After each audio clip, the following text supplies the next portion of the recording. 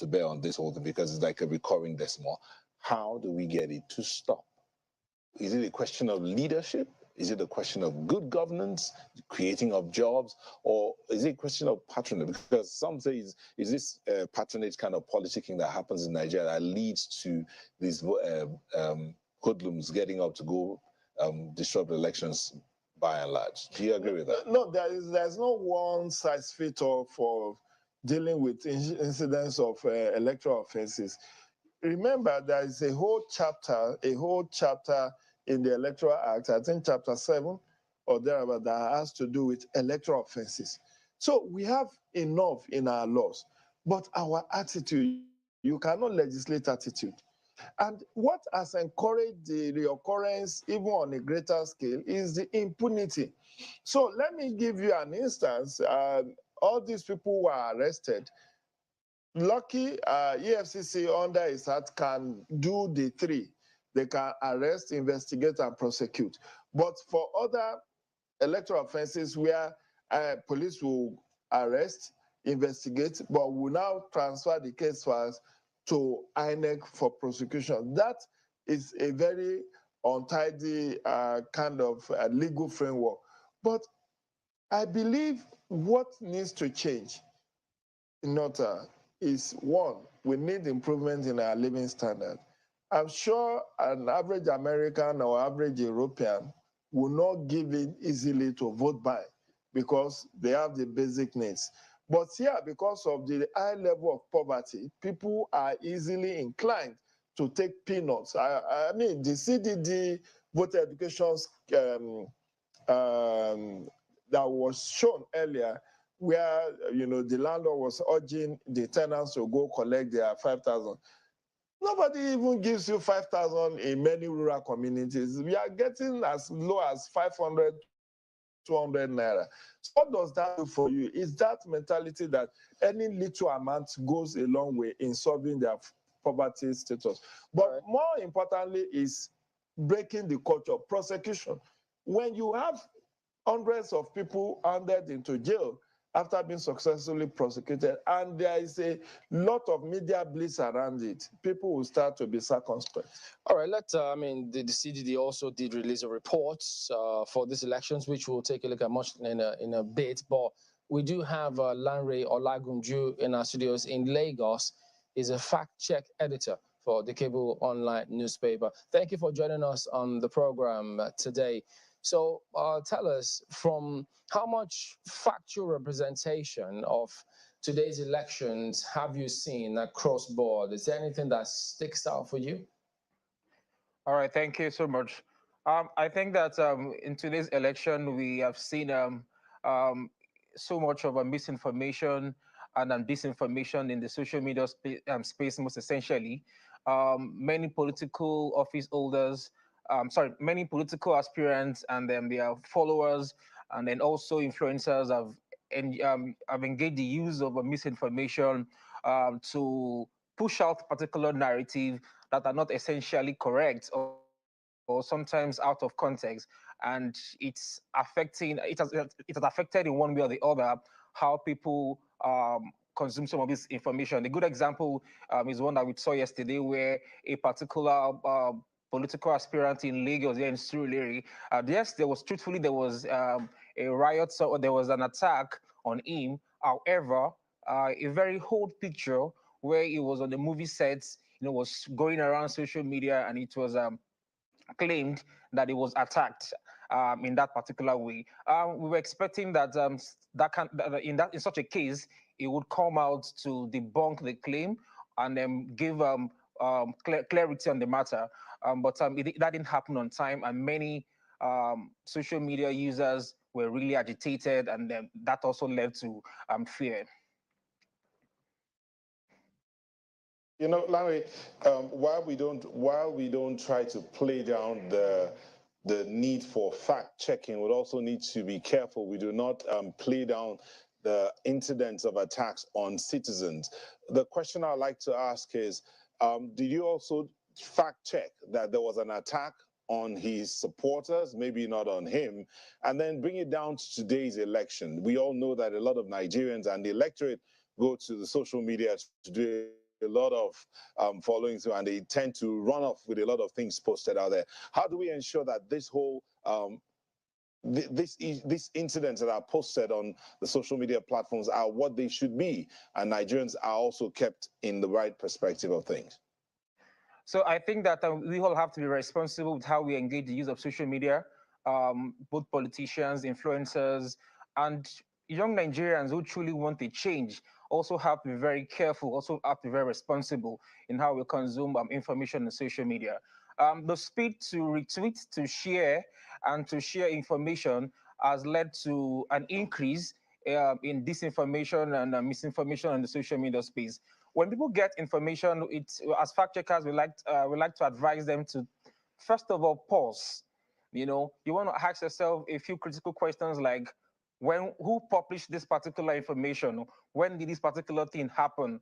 Which other credible news platform have shared this particular thing? When we do that as individuals, we are able to activate our ability for critical thinking and skeptical thinking in how we consume information. But if you are going to actually fight this major challenge of disinformation, I think all hands has to come on deck. The government also have to, you know, play their own role. Social media platforms also have to play a very, very important role because in the framework of disinformation, there's the ABC, and recently there's also a D. A has to do with the actors. Certain actors are known, you know, to be peddlers of misinformation, and there's also a particular behavior, you know, a behavioral pattern that also needs to be touched on. However, fact checking has to do with the content, you know, when false content are being shared, and then also the area of distribution. Fact checking dealing with the content might not be enough if we neglect the actors, if we neglect the behavioral pattern, and then if you also neglect the distribution channel in which misinformation is being shared. So I think if we all come together and be responsible how we engage in social media, we might be at a better place in fighting this challenge that has become existential. Well, indeed, it does appear that, you know, individual consumers must bear responsibility for how they distribute or even consume or react to news that they see wherever it is that they see it. But today, what fears did you exercise in terms of the kind of misinformation that could go wrong? What sort of information were you looking out for to be able to fact check in case things, you know, were being spread that were not true? An example of such misinformation that was envisaged actually, and that and many social media users did not also disappoint, or many of the peddlers of disinformation didn't disappoint, are claims that has to do with a particular candidate have stepped down, or a particular party have collapsed their structure for another party. That happened a lot, especially in Lagos, and it took some time for us to get feedback from the major stakeholders in terms of political parties, in terms of the political aspirants, in putting the facts straight out there. But on an election day like this, it can envisage that peddlers of disinformation are going to use that to change the mindset or the beliefs of voters, or also use it as a strategy to increase voter apathy. And I think that played out well in Lagos, especially. There were claims that the Labour Party aspirants, there were claims that were questioning his candidacy. And later on, the party had to come out to say that, no, that's not true. He's still the candidate for the party. Big things to look out for there. But I also want to take you up on what we're now looking out for post-elections. One of the major areas that had caused controversy in the last elections is results. Usually when voting ends, people are very excited. They want to be able to post the results of their polling units. Is it something that you're going to be looking out for? I mean, in terms of what could happen now if people are posting results that might not be true, results that are true? And what do you think that people need to wait for, considering the fact that there's also been distrust from past elections? Yes, clearly, people have to wait for INEC to declare the winner. INEC is the only one who have they're in the best position to do that. Um, like we saw in the presidential elections, many election results were published on social media that were not even close to reality, and that's actually not a good thing. But I mean, it's something that we see when elections are here. We can only advise that people have to be responsible. It's not a good behavior, because these are things that can actually increase sentiment and fear, agitations among people. So the IRF portal is there, and there's a process in which elections from polling units are being uploaded. Yes, people can go there and check. If you have been to if you voted at your polling unit, yes, it's a good place for you to fact check and then check if what was announced at your polling unit is the same thing on the IRF portal. That's a good way. But to just come up with figures or come up with a result or believe results on social media is not something that is advisable at all. A lot of the things which you have noticed so far seem to have come from southern Nigeria. I don't know whether you're getting any, things that you've been fact-checking from northern Nigeria. I'm just curious. Well, in this particular election, not exactly. However, in the presidential election, we saw a lot of deep fakes. We saw a lot of audio conversations from the political class that essentially were not actually true. We saw old videos that were not related to reality, are being used to push certain narrative, which can actually incite people towards violence and things like that. But in this particular election, I think we haven't seen so much from the northern part of the country, probably because I'm also based in Lagos anyways. Oh, okay. So that means that we can have a general outlook of the election as of yet? Not essentially at this moment, not exactly.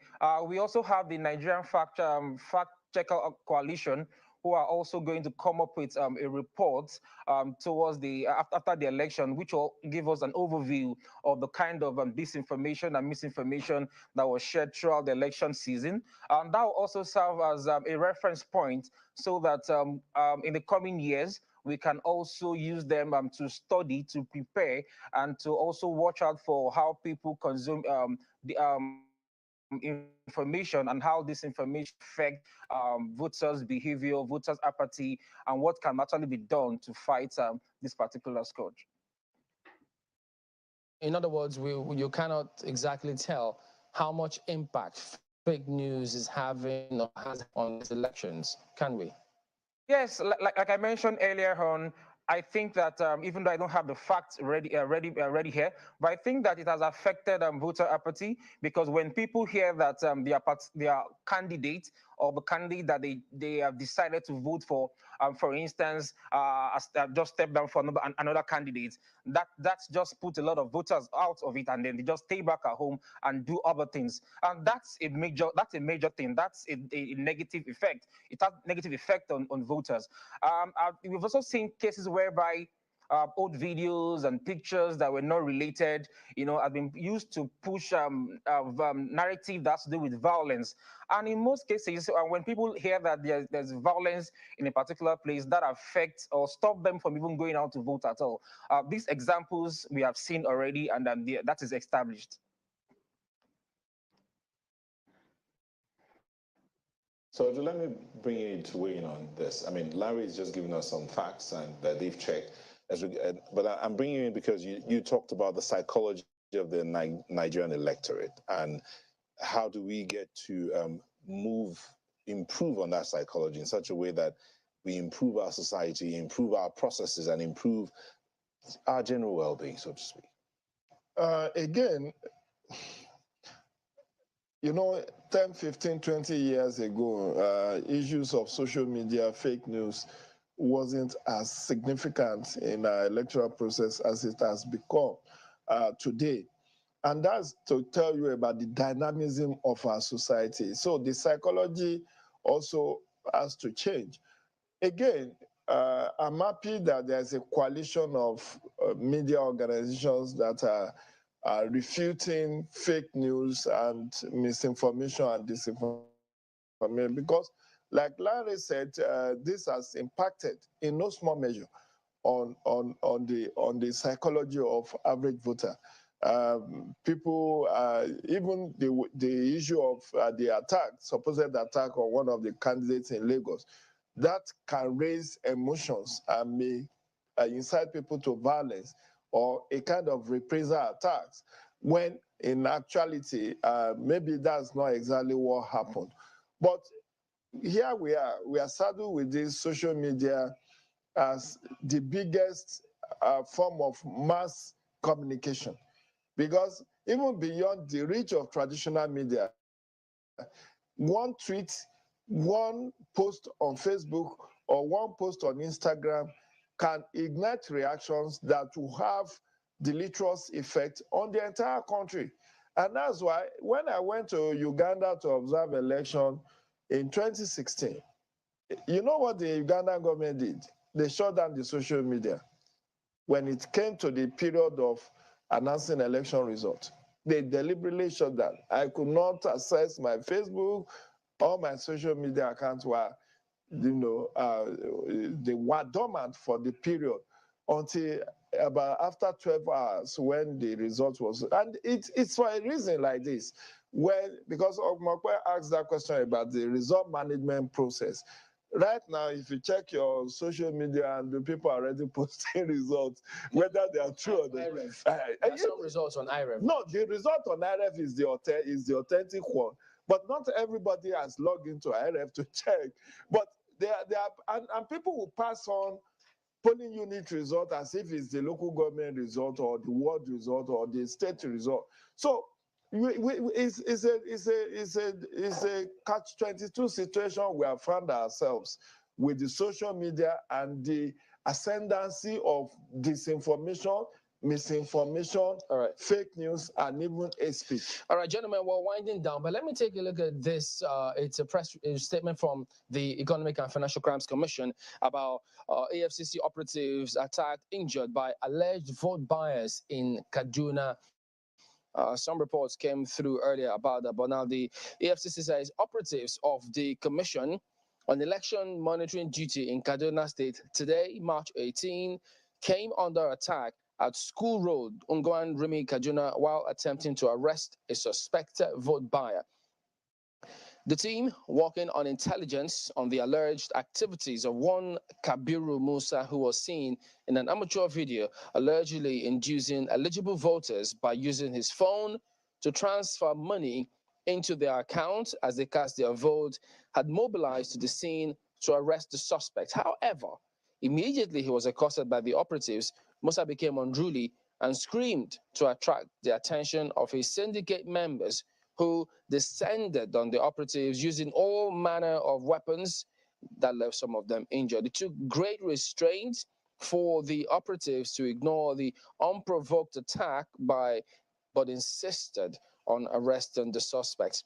The statement goes on to say, as the team drove away with the suspect, their vehicle was pelted with stones and other dangerous objects that damaged the windshield, and 3 operatives suffered varying degrees of injuries in the process. But they say the injured operatives are currently receiving medical attention at the medical center in Kaduna.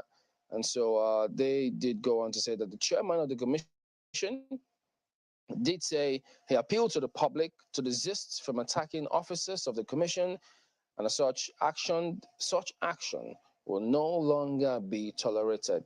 That's a statement signed by the head of media and publicity of the AFCC, Wilson Owojara. So the question of vote buying, is this in any way going to have an impact? But did you see this coming? I saw it coming. I mean, I said it earlier on, the end justifies the means. So in as well as INEC is improving on its own operations, on its own management of the process, the only option left for desperate candidates and their political parties is to buy votes or engage in violence, because that is in time past, as in 2003, 2007, up to 2011 or thereabouts, you don't hear this kind of pronounced level of vote buying. But because as INEC is enjoying the benefit of having a nut and bolt of the electoral laws tightened and also improving significantly on its operations, the politicians have resolved that the best way now for them is to induce voter, and that's why they orchestrate all manner of, including violence. You know, violence in its own. You ask yourself, why do you want to go and snatch ballot box? It's not so much because you want to go and thumbprint and bring it's because they know that the law says where there's violence, the cancellation, the result of that polling unit will be cancelled. So they will go and foment trouble in the stronghold of the opponent so that they can reduce. It's part of strategy for, vote suppression. What I want to ask, even though, yes, we're trying to also say, we've had quite a number of security operatives say, oh, look, this disruption has happened well, I say select, there's a word they use now. Pockets. And pockets of polling units, across the different states and across the country in general. But this certainly does have an impact overall on our democracy. It says a lot about whether or not our democracy is growing. So where would we say we currently are now, given all that we're currently noticing in terms of voter suppression, in terms of the security challenges, and in terms of the vote buying that we're noticing? I mean, where does it really leave the state of democracy in our country? There is a concern about democracy reversal across the globe, not only in Nigeria. Across the globe, there are concerns that democracy is in reverse. You saw what happened after the election in Brazil, the one in US, and in also several other countries where people are saying, is it worth it? Raila Odinga was in Nigeria was it last month at the leadership awards and conference, and I was there. I listened to him, and he mentioned some of these nagging challenges that many African countries still have to contend with. But you see, unless we are able to put the politicians out of the market, because they are the corporates. Fortunately, the corporates are the one we are all looking up to help resolve the issue. And they will not do it. Look, at 2 years, the Senate refused to concur. Up to now, we don't know whether they will eventually do, because they know if they set up that bureaucracy and it's well funded, many of them are going to have questions to answer, given the way they are sent to power.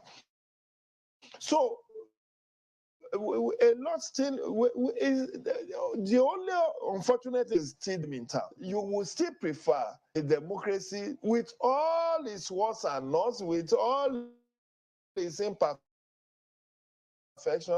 I still of us were what we went through under military autocracy and what many North Korea, what people there go through. So civil liberties we still enjoy under democracy is something to look for, look forward to. But we are still, having some baby step successes with our democracy. It's a long journey. It's a marathon. It's not a 100-meter sprint. It might be time to take a giant leap sooner rather than later.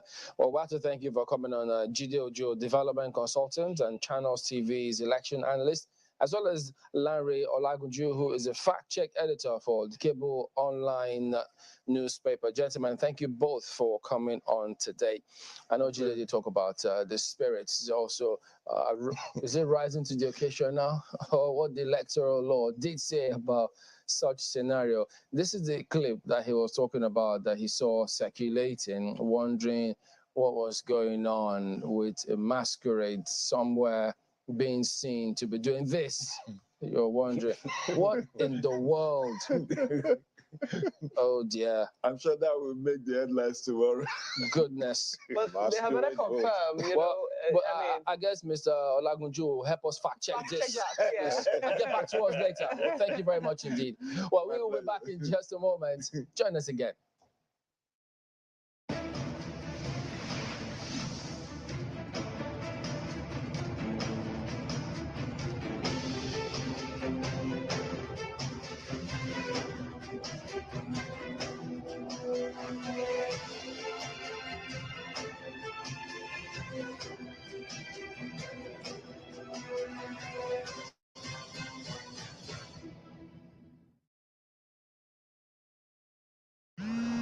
Ovieme. Oh, I wish you were here. I'm always with you. But it's not the same without you.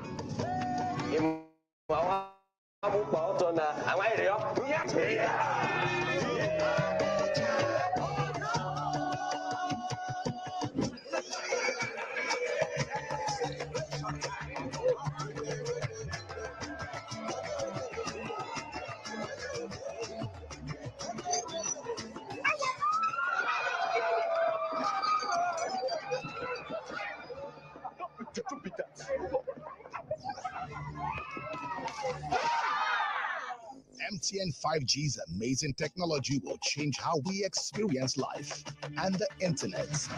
Get ready to encounter the incredible. And remember, no be juju, my MTN 5G.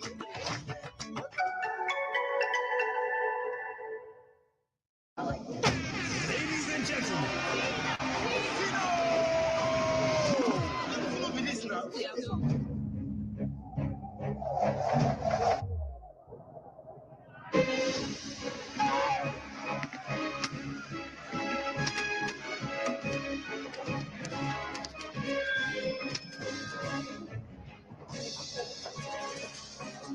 you see as it be now, they call me but no be me show.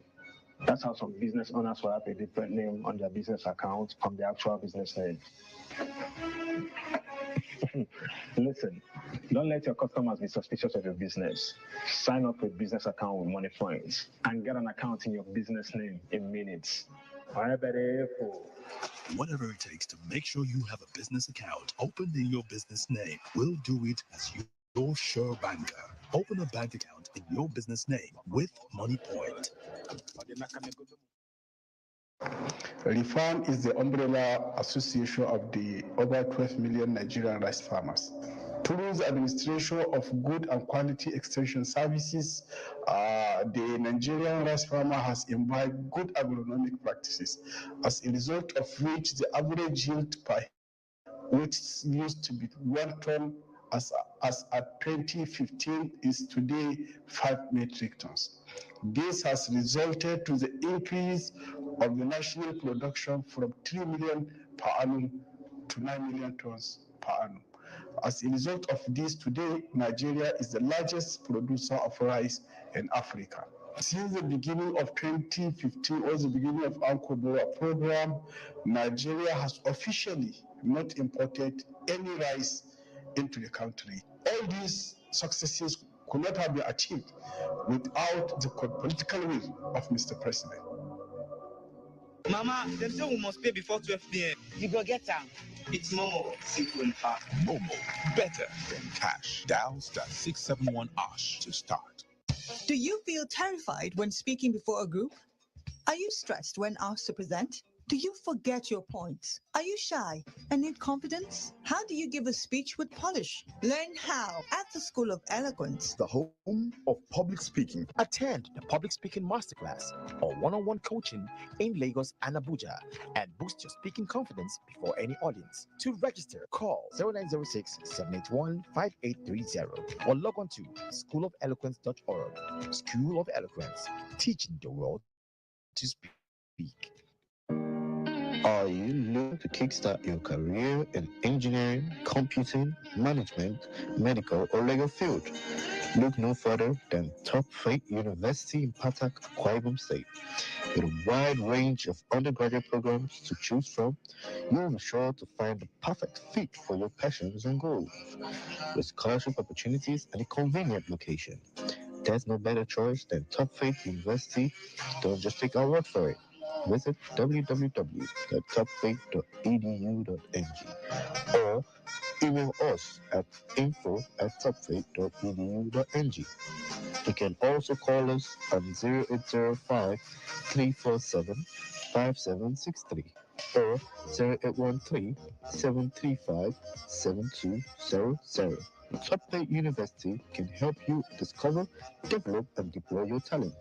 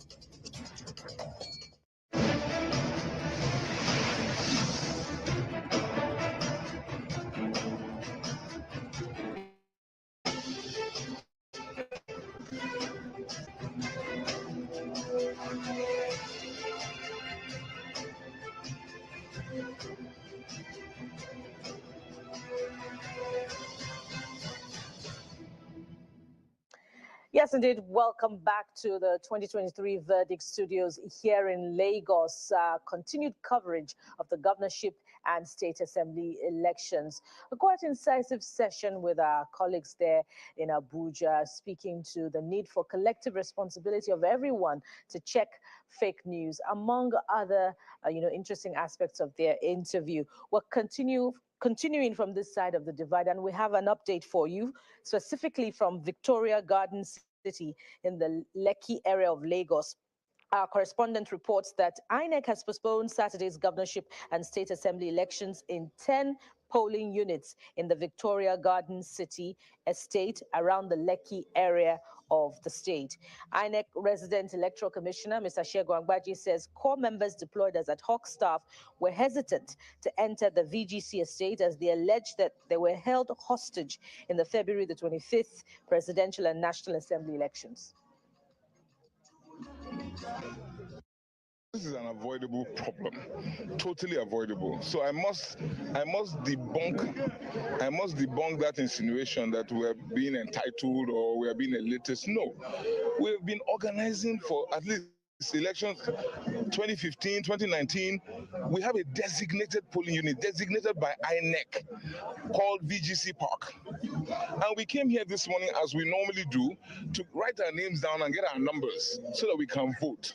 Then after doing that, we were informed that no, that we are not going to be voting here. We have set this place up. You can see the canopies, you can see everything, trying to make it better than it was on the 18th. for the presidential election. I forget what day that is.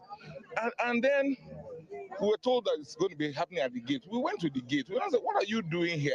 And they said, no, that we're going to be voting at the gate. And we now asked them, by whose authority? When was this changed? Because on the INEC portal, it is still designated VGC Park as the polling unit, so it's illegal to set up a park. And so I was now informed by our chairman of our estate association, that during the week that they had come to say to the executive that they want to move the polling unit, and they said, fine. We said to them, no problem. Just give us official communication to that effect so that our exco, will now tell the rest of the community that the polling unit has been officially redesignated by INEC.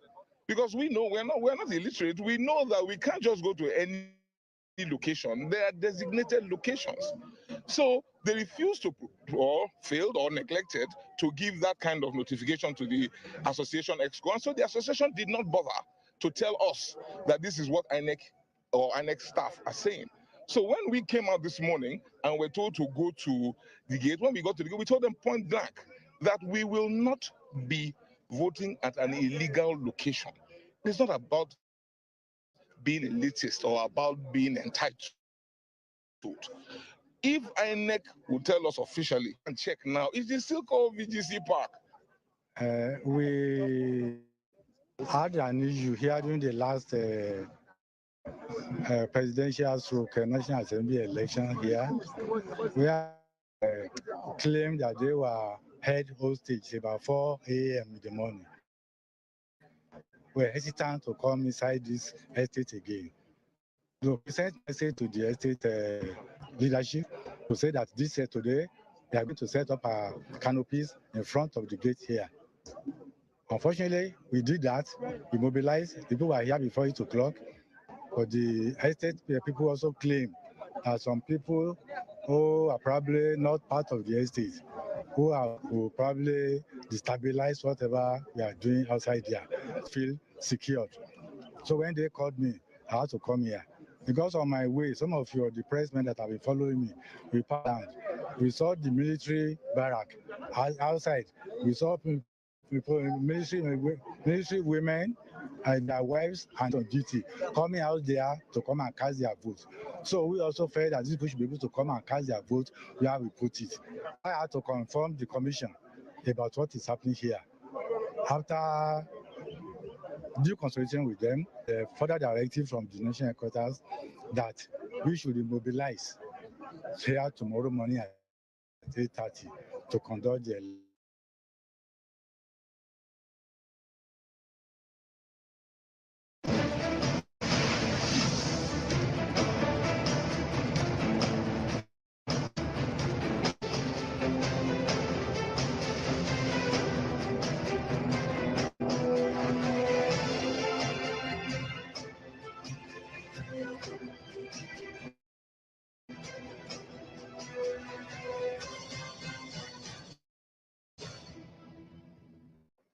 Thanks for staying tuned. Welcome back. And of course, there you have it, former president of the Nigerian Bar Association speaking first, and then Mr. Segun Agbaje, the resident electoral commissioner in Lagos State, speaking thereafter on the situation in Garden City. So more information about the situation there, but as the information is not complete, because if you talk about the fact people were detained, they were held hostage in Victoria Garden City, which was the reason the youth corpers are said to have refused to go back to that estate this time around. Why were they held hostage this time? That will be during the presidential and National Assembly elections. So we expected that. Were they in fact held hostage? We expected that the resident electoral commissioner would have provided more insight as to why they were held hostage. Was it a disagreement over, uploading of results or something else? So let's know. So it's not a one-sided story or a half story. Let's know exactly what happened. Now, Jide is back as promised, and Jide, time for you to, do the magic. I see that thing in your hand. Yeah, it's where the magic is. Call it the magic wand. Yes. When we were here some minutes ago, we looked at that magic number, which was 17. 17 out of the 18 states that were having governorship elections are guaranteed to have new governors. That was the number then, 17. Now the new number is 11. And by 11, I mean that there are 11 state governors that are trying to come in for a second term. 8 of those governors are in the 3 of those governors are in the south. And in the south, it is Lagos, Ogun, and Oyo. Northwest, we're looking at Zamfara. In North Central, we're looking at Kwara State and Nasarawa. And in the Northeast, we're looking at all those states in the Northeast, excluding Taraba. So, you know, it's quite interesting to see, will all these 11 state governors return? Will any of them fail to return? And this analysis is really to point into some of those key states, and then we'll be able to look at what happened in previous elections, especially the presidential election, look at the areas of interest, and let the viewers determine who they think will win this election. Where do we start from? We've looked at Lagos State, we've looked at River State, we could take a look at Oyo State. Oyo is big. And it's really big. You know, Oyo State, you know the history of them not returning governors. Some of those governors, Rashidi Ladoja, Lam Adesina, the Akala. I'm trying to remember. Ajimobi, the later Ajimobi. Well, actually, he was the one who broke the jinx. He did. He broke the jinx by winning a second term. Yeah. The challenge is, Ladi, will Sheyi be able to achieve this? And I'm worried. He's also worried. And I tell the summary of what we're about to look at here is that you're more likely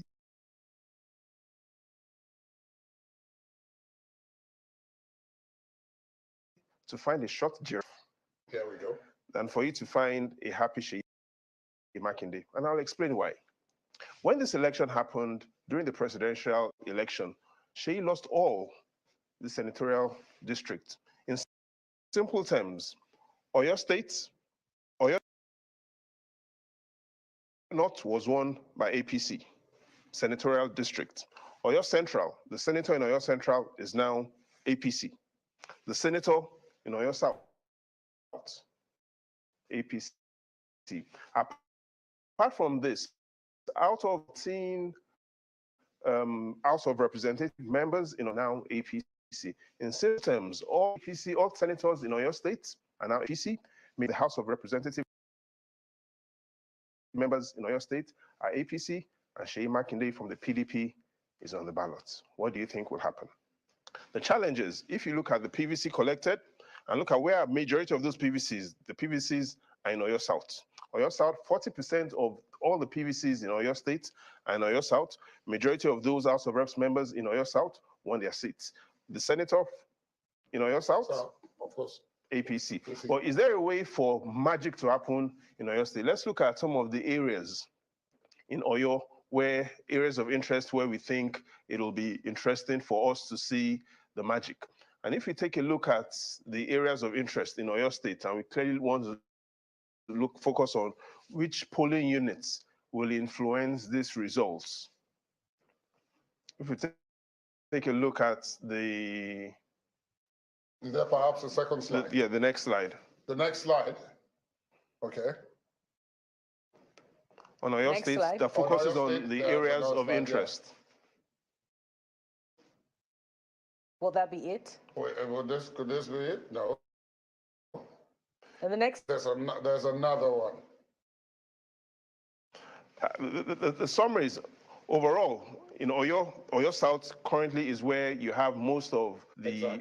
Exactly. This is what you were looking for. This is what I'm looking for. Now, what you focus on is, in Oyo South, the local governments that are most critical for anybody that wants to win this election.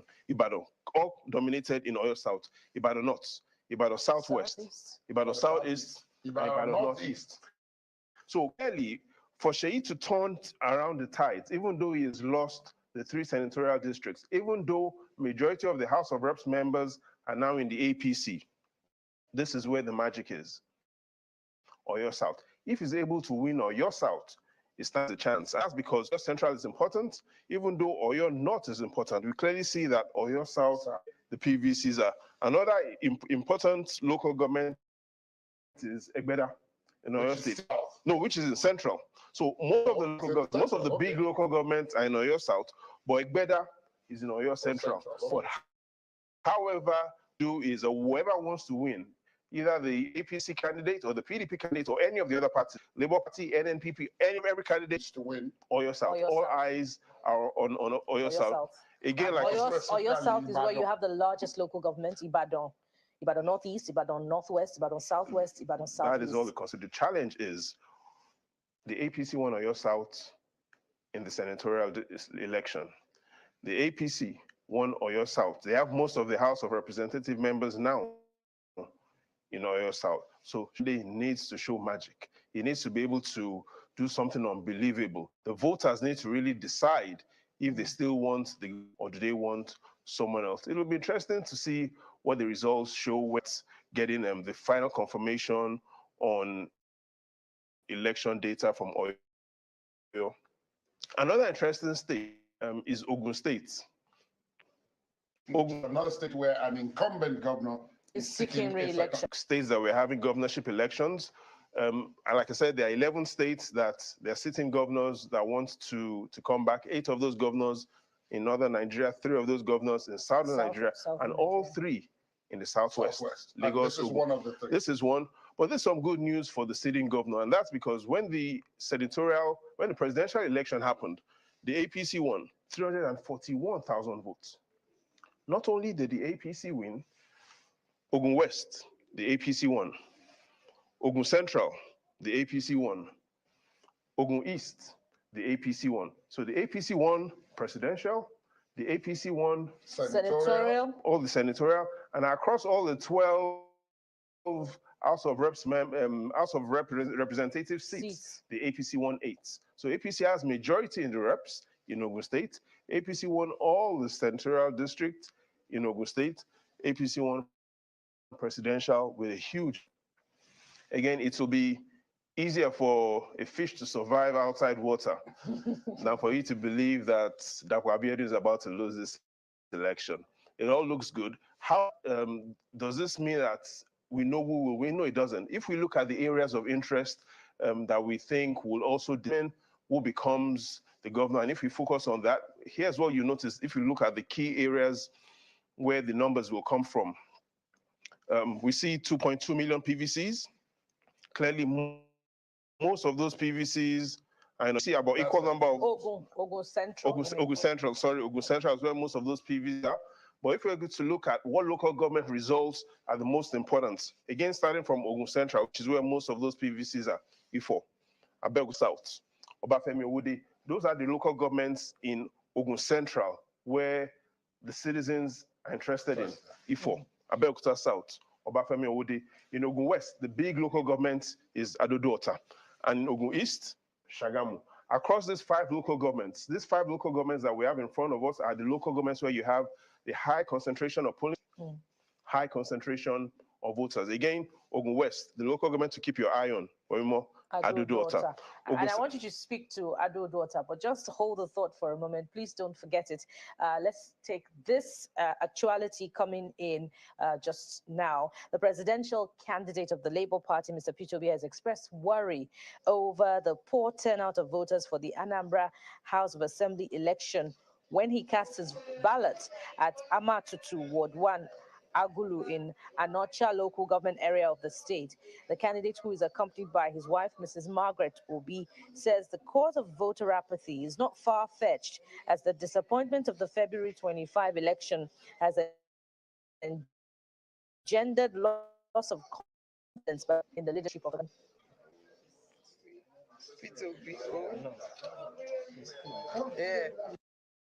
There's a very low turnout. And you can, the turnout is obvious for obvious reasons. People see that if their vote will not make any meaning, why make the effort to come out and vote? I don't want to talk about seamless of anything again until we see the results where everything is seamless. Because this is depressing, the situation which you find ourselves. Okay. That's why you have in a situation that makes it impossible when you have 90 million registered voters and you have 24 million coming out to vote. presidential candidate of the Labour Party, they're speaking on that concern from this State Assembly and governorship voter turnout. Voter turnout. And incidentally, that's what Jide was also highlighting, because on this map, we were in Ogun State when we took that insert from Mr. Peter Obi. You were identifying where the votes are, where magic is possible here. Although you've also pointed out that it does seem as if things are in fine fettle for those who are currently incumbent, but that any other party that wants to take the state needs to go through the center. Clearly, in Ogun State, based on the results from the presidential and National Assembly elections, Dakwa Abiodun should be sleeping by now. In Oyo State, Seyi Makinde will have his eyes wide open.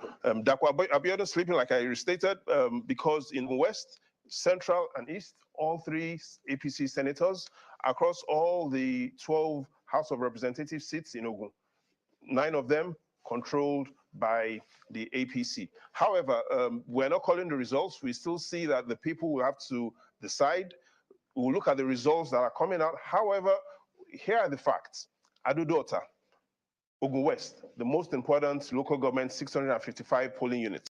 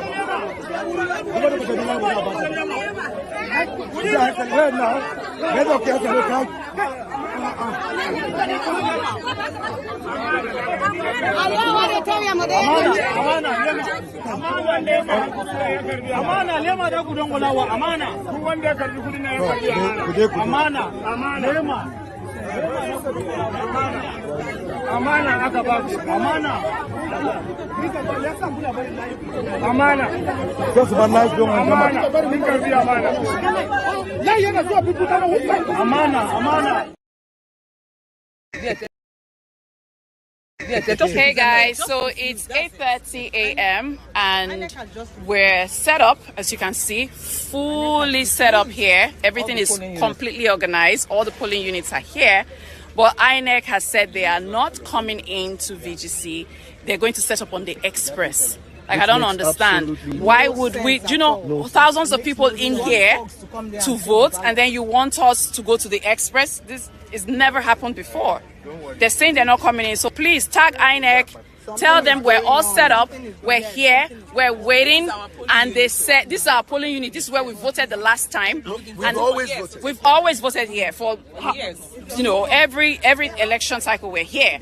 Now they said they are going to the express to set up. And we should all come out to the express to meet them. How would thousands of people vote at the express? Does that even make any sense?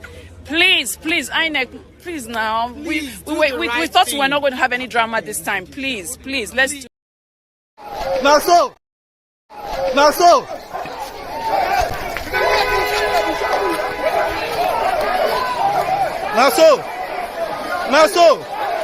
And the Chris!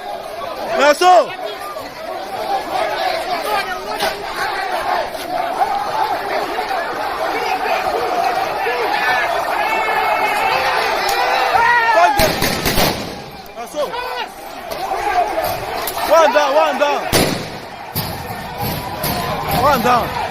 One down, one is down. One of the touts are down. One of the touts. All of the taps are down. Look at him. He's lying lifeless. Right here is that time message. He's down. Look at him. You see his life. These are the people that came to take over ballot box. They came to carry ballot box. He's down. Look at him, lifeless. Look at him. This is what you need. Yes.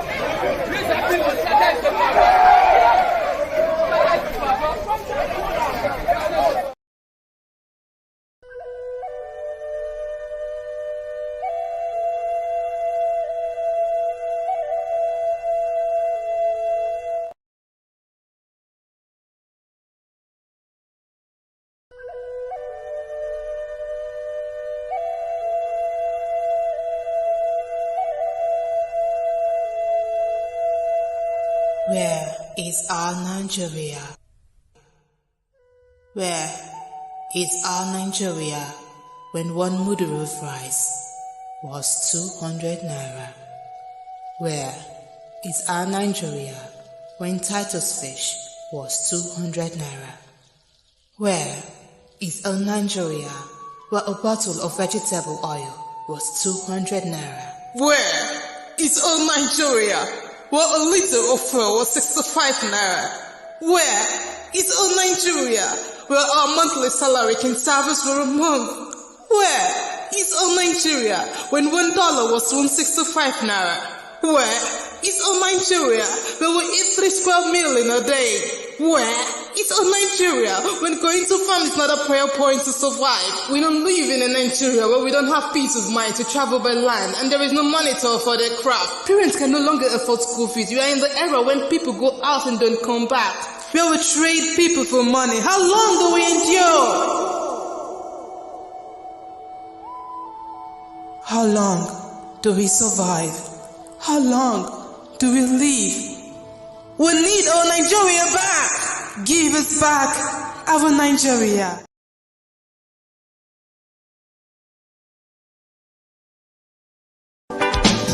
Nigeria is now or never. You either love it or lose it forever. Nigeria is now or never. You rather love it and keep it for good. Freedom is now or never. We either win it or lose it forever. Freedom is now or never. We rather win it and keep it for good. Let me hear you. Zikaozi Jai Kama Zikaozi Kanje Bahana Jai Kama Ajaleke Zikaozi Kama Bahana Jai Kama Kanje Zikaozi Kanje Bahana Jai Kama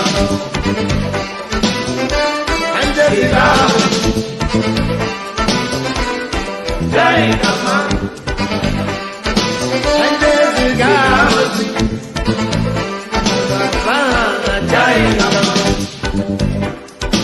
Africa is now on level. You either win it or lose it forever. Africa is now on level. We rather win it and keep it for good. Nigeria is now on level. You either love it or leave it forever. Nigeria is now on level. We rather love it and keep it for good. Freedom is now on level. We either win it or lose it forever. Freedom is now on level. We rather win it and keep it for good. Kanje Zigahozu Agamawaha na Jai Kama Kanje Zigahozu Kanje Waha na Jai Kama. Zulum did a lot of magic again because that was the state for the presidential candidate of the APC. Shetima is from. They were able to work a lot of magic for their party in the Northeast. Every other states in the northeast went the way of the PDP. Went the way of the PDP. It was interesting. We looked at Adama, Yobe, Bauchi, Gombe, Taraba. Those other 5 states in the northeast went the way of the PDP.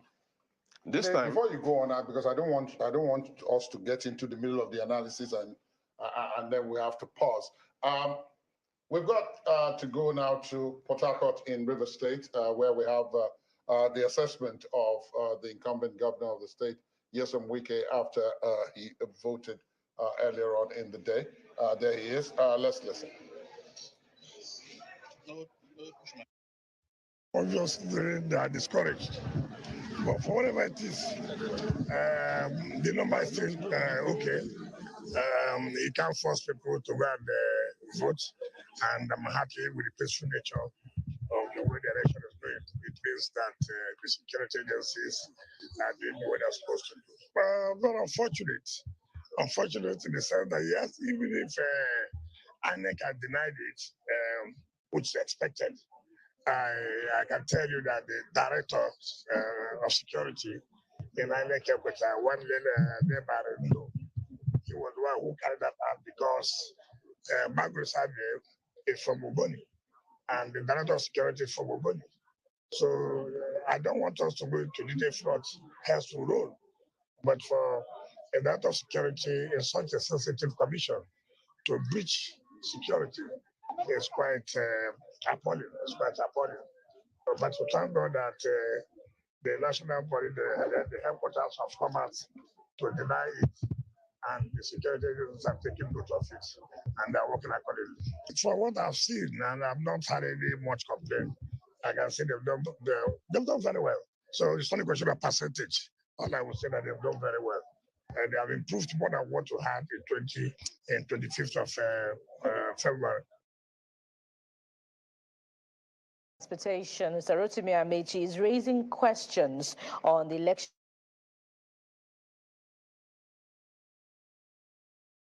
His ballot in Ubima, his hometown. The reason why it's got this capability is that that's how we.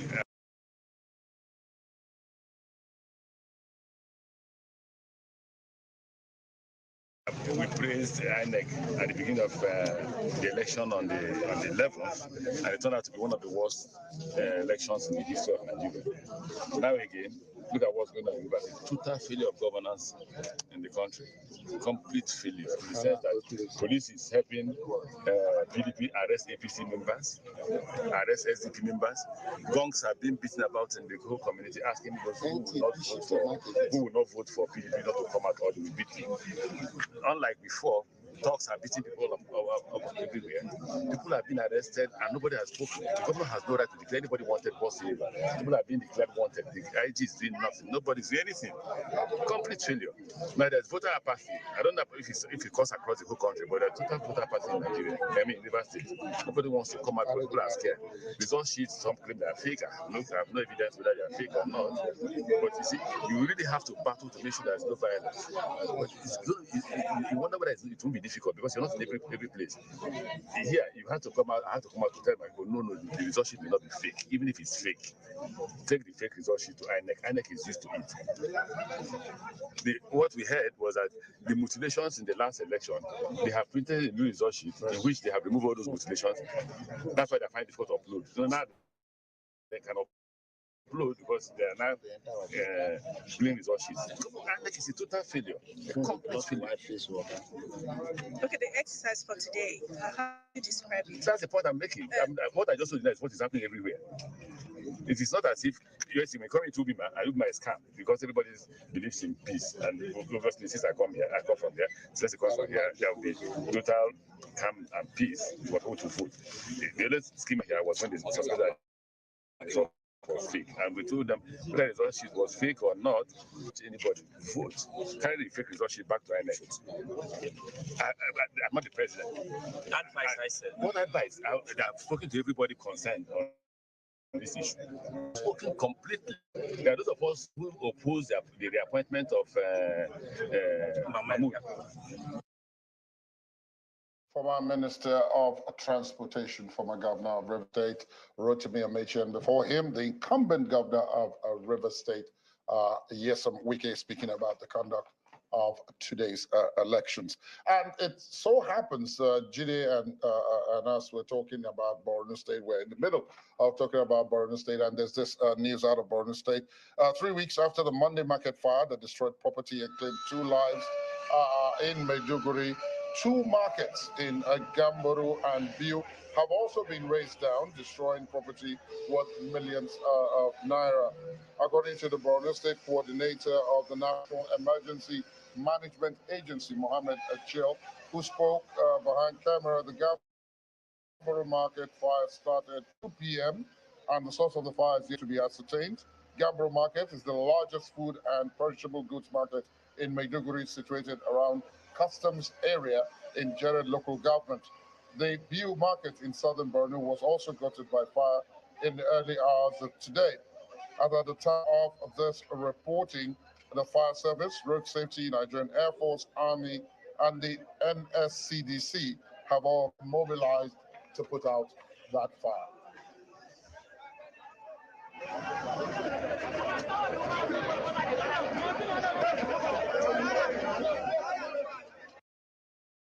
Some really sad news again out of Borno.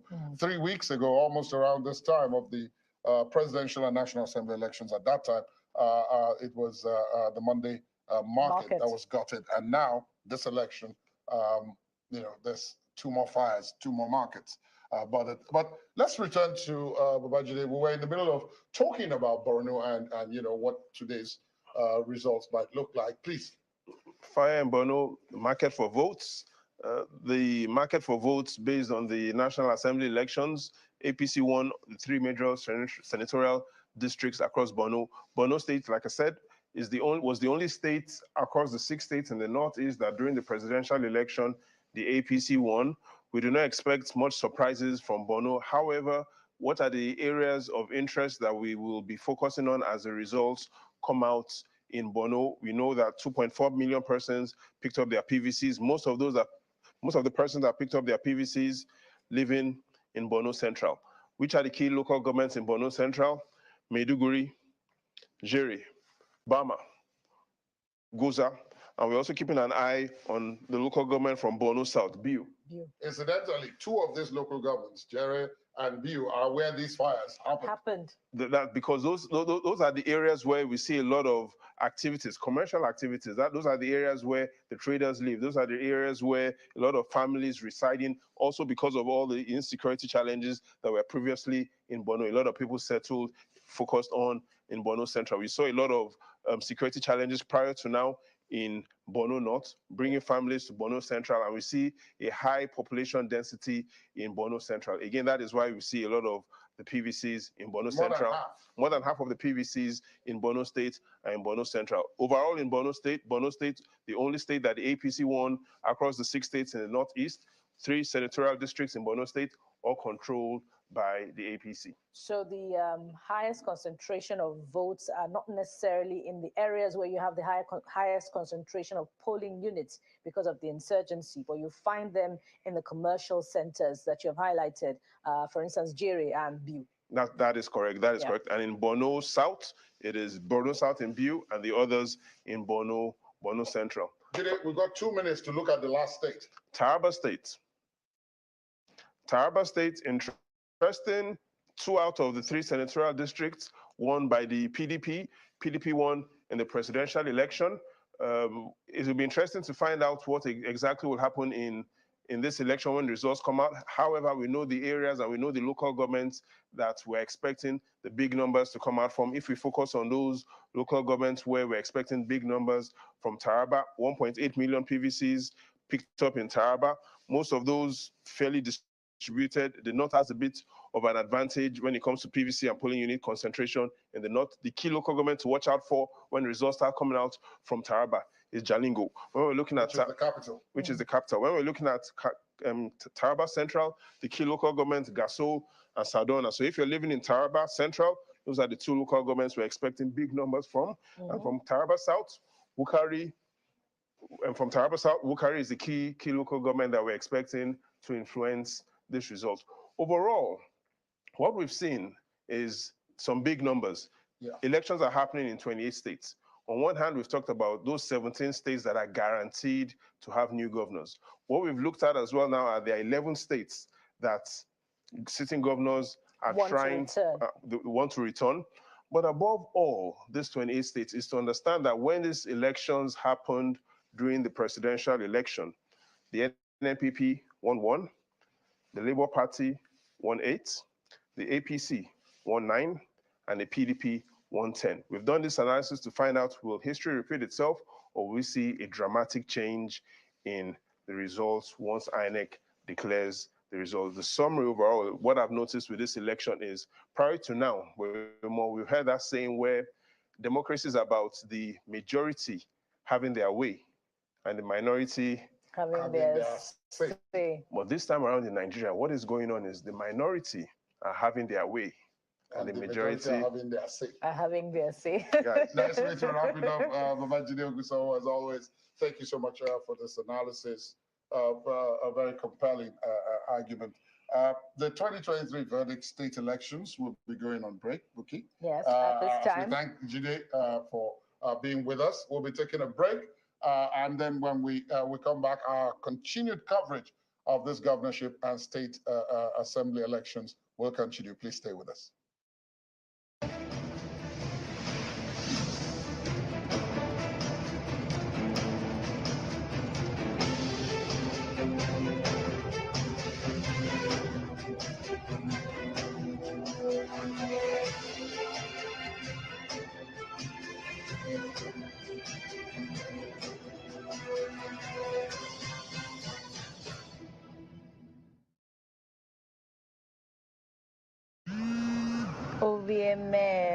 Oh, I wish you were here. I'm always with you. But it's not the same without you.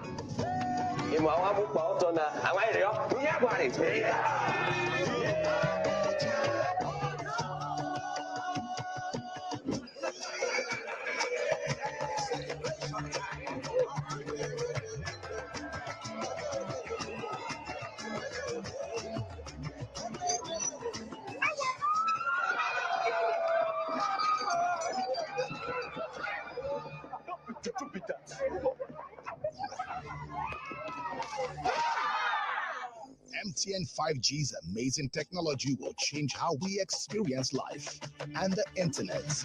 Get ready to encounter the incredible. And remember, no be juju, na MTN 5G.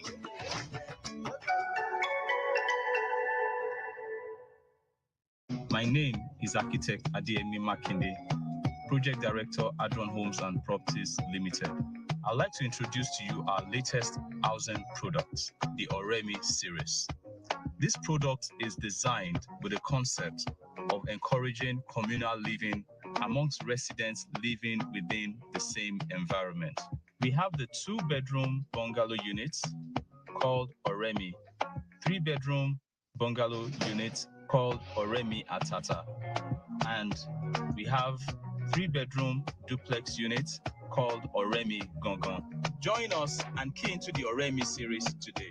The Oremi series will boast of the following: maximum security with CCTV, swimming pool, playground, recreational area, gym, solar street lights, adequate parking space, excellent infrastructure, well laid out roads and drainage system, plus many more. Adron Homes, making the incredible affordable.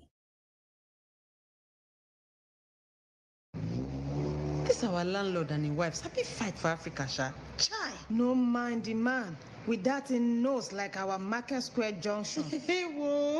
Una don't start this now gossiping again, Abi. Okay, una met there at Kamata Community Square. They sell their votes to politicians for cool 5K. Una sit down here, the mumu una self. It's all right. Omo, make we sef go collect our own cash. Collect waiting. God forbid. So you want sell the next 4 years of your life for 5K, Abi? Well done. You sabi say this 5K now 4 naira per day. for the next 4 years. Make una get sense now. Haba. Na nonsense in they talk. Make month end the rich, make una no pay me my rent. Na that time I go see fire.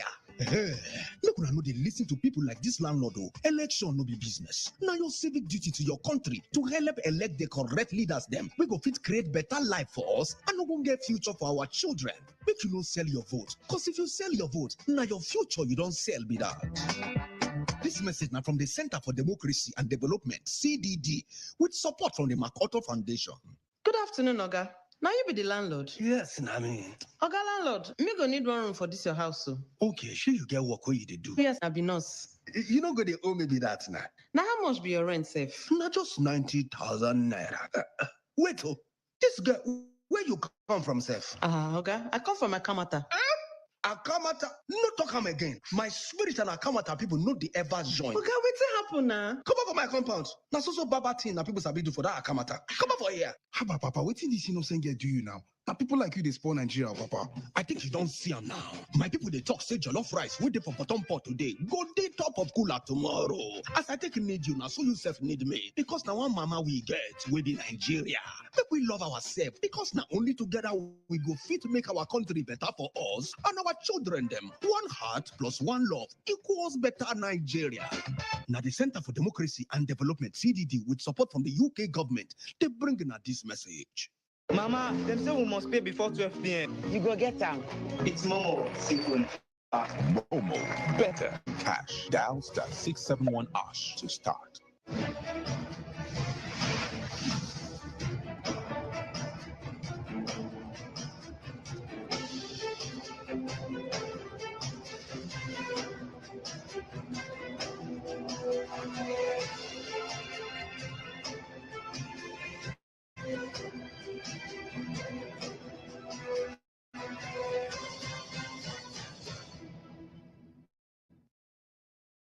Thanks for staying tuned. All day we've been talking about videos from various places about happenings surrounding these elections, governorship and state assembly elections. So now we want to take a look at what you have been saying online, on social media and online about these elections. And Anne Nwawodo has those details.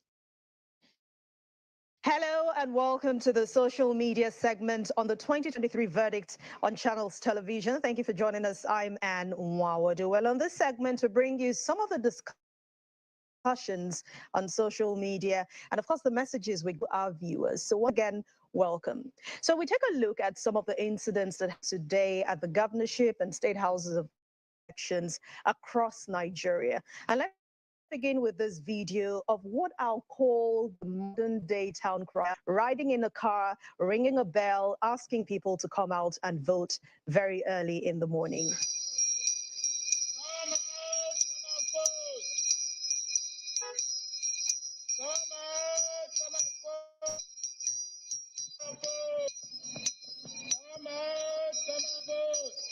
Although we saw voter apathy in some states, some people still came out to vote regardless. And you'll see those pictures there. This one is from 77-year-old Maria Onyebule from Umuahia Aba Road in Abia State. Also, this is a video of some physically challenged people in Ugwan Sariki Ward in Kaduna North local government area, defying all odds, ready to cast their votes. While some were willing to go out to vote, others were not interested. And this next video from Yenagua in Bayelsa State shows the reason why some people reacted that way to this election.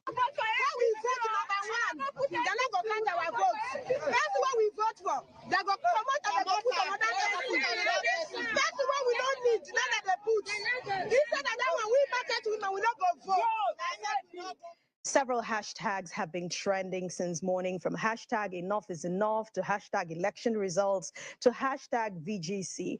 Well, we also got loads of messages on our email revealing violence and voter intimidation in parts of the country, from Lagos to Rivers and, of course, some other parts of Nigeria. There were also videos of people bitten by thugs from certain political parties, well, Let's see some of the complaints you sent in. This is coming from Amadi Macheri. It says that Ward 16 in River State, Apoku Moye, Unit 4 and 2, materials were being destroyed. And the next one is from Kelechi Steven 17. This is in Lagos at Ifoshi Road, Ejibo, 1 Okeafa area. There's no security at all, even at all the polling units surrounded by thugs. And it says that they are being intimidated in some units like his own. They scattered the polling units and asked everyone to go home. And this is coming from Macaulay Odisika. It says that this is to let you know what is happening at Oshodi Solo local government area. First, the polling unit was moved away from the original point where the presidential election was conducted to a new location, which he strongly believes was not supposed to happen. And Peritaki Meng says, good afternoon, Channels TV team. There's a terrible situation at Etiosa polling station at Ikota. Voters perceived not to be supporters of a certain party are being chased away with stones, machete, pieces of wood, and even water. Jonathan Ikiebe says, I write to inform your station about the disruption of voting at Chogotedo Primary School, where there are 8 polling units. He says that in his own polling units, people with surnames from A to E and P to Z could vote, while those from F to O were asked to wait on the ground for machine because the machines could not capture those within that range. And he says that even while the process was going on, they found thugs and disrupting the process. We also got some complaints about INEC officials and the process. This is coming from Preach Love, who says that this is from polling unit 059. INEC officials said they won't upload the polling unit's results, that it will be uploaded from the center. And this next one is coming from Iyanoluwa Bolarinwa, who says that she was told to go back to Anambra. And how does Bolarinwa sound like an Igbo name? He or she was rough-handled, bitten and sent out. We also saw some celebrities complaining about voter suppression. We had actresses Chioma Pota and Omoni Oboli all witnessing these various incidents in Lagos. And this is coming from Omoni Oboli's page on Twitter. Please, I don't need stress. And that's her picture there with a video attached to it, complaining about the difficulties they had to face, especially at the VGC area. And this is also from Preach Love, who confirmed that, who said that Omoni Oboli is explaining the situation at her polling units in VGC, Lagos State. I believe INEC has already postponed that election and asked people to come out later tomorrow morning to continue voting in that area. Of course, Apota also complained about an attack on herself, and her car was destroyed in the process. Now, this is another coming on our email platform from Jimaxo. It says that the peaceful voting was cut short in some areas. Some people came in tricycle to push and chase people from polling units forcefully and violently. The police came some few minutes later to calm frayed nerves. This is somebody watching from diaspora, Anthony Oriela. Thanks for sending this in. Says, I am of the opinion that Lagos State should be cancelled and postponed to a later date, considering the indication of low voter turnout as a result of threats. Well, we'll definitely keep tabs on this election and see how things turn out today, tomorrow, and until results are fully in. But thank you very much to all our amazing viewers who have stayed. So send your experiences, your pictures, your videos to our social media platforms. This is how you send it. At Channels TV for Twitter users and Channels Forum for Facebook users. And while you send, don't forget to add the hashtag 2023verdict. You can also send us an email on 2023verdict@channelstv.com. Keep tabs with all that's happening in this election on Facebook, on Twitter, on Instagram, and of course our website, www.channelstv.com. And of course our YouTube channel is also there at www.youtube.com/channelsweb. Thank you so much for sending in those pictures. Please keep them coming. And that's it on the social media segment of the 2023 Verdict on Channels Television. Thank you for watching. I'll see you again soon. I'm Anne Mwawadu. All right, thanks so much, Anne. The social media feedback platform designed to allow you, our viewers, sending your comments and to give you a voice about the process of the 2023 elections. And now it's time, if you recollect, a while back we talked about something big about to happen. Well, today, surprise, it is going to happen now. And for that, we're going to be joined, to our political editor who is now in our Lagos studios here. Sheil Okibaloye joins me. Sheil, good evening. And I'll leave it to you to explain what is behind you and will soon be on the big screen. But how have you found the elections?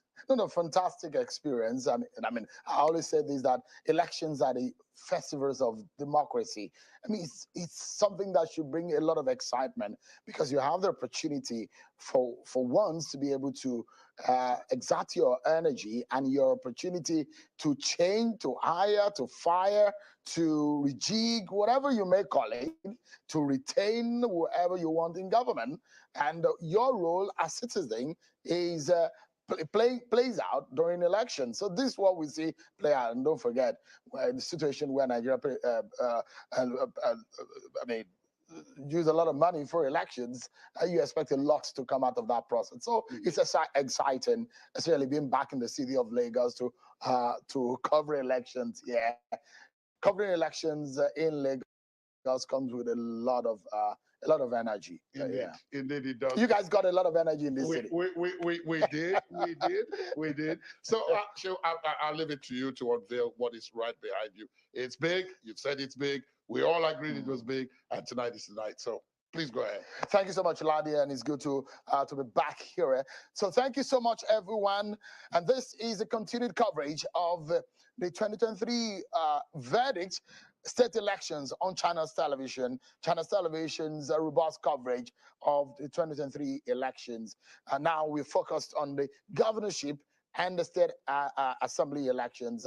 And for tonight, we told you in the Ekiti and Osun elections, there's a partnership with China's television and Yaga Africa, our partners, whom we tried as much as possible to come together, brainstorming on the better ways of ensuring that votes count in our own way in bringing fairness, transparency into the process. It's a fact that the available platform by INEC, the IREF portal, we're working together with Yaga Africa to ensure that we bring those results to you real time. We do not have the authority or the powers or the rights to announce a winner. But what we are doing is what is made available by INEC. We aggregate those figures and those results as deposited in the IREF portal for you. Unfortunately, you know what happened with the IREF portal the last time. And hopefully INEC says it will work better. So tonight, let's begin the conversation in unveiling to you in a graphical format and in a way that is easily understandable, the manner in which results are flowing into the IREF portal and the manner in which we are aggregating it in what we call the Elections Result Analysis Dashboard, ERAD. That is an initiative by Yaga Africa in conjunction with China's television. And tonight, in our Abuja studio, is the executive director of Yaga Africa, Samson Itodo, who is live with us. Samson, it's good to see you. We saw what happened in Ekiti. We saw what happened in Osun State. We thought that it was a leap forward for Nigerians. This was a profit that we thought that Nigerians should benefit from in this democracy. How excited are you to be back talking about Iraq? I'm very excited, Sheil.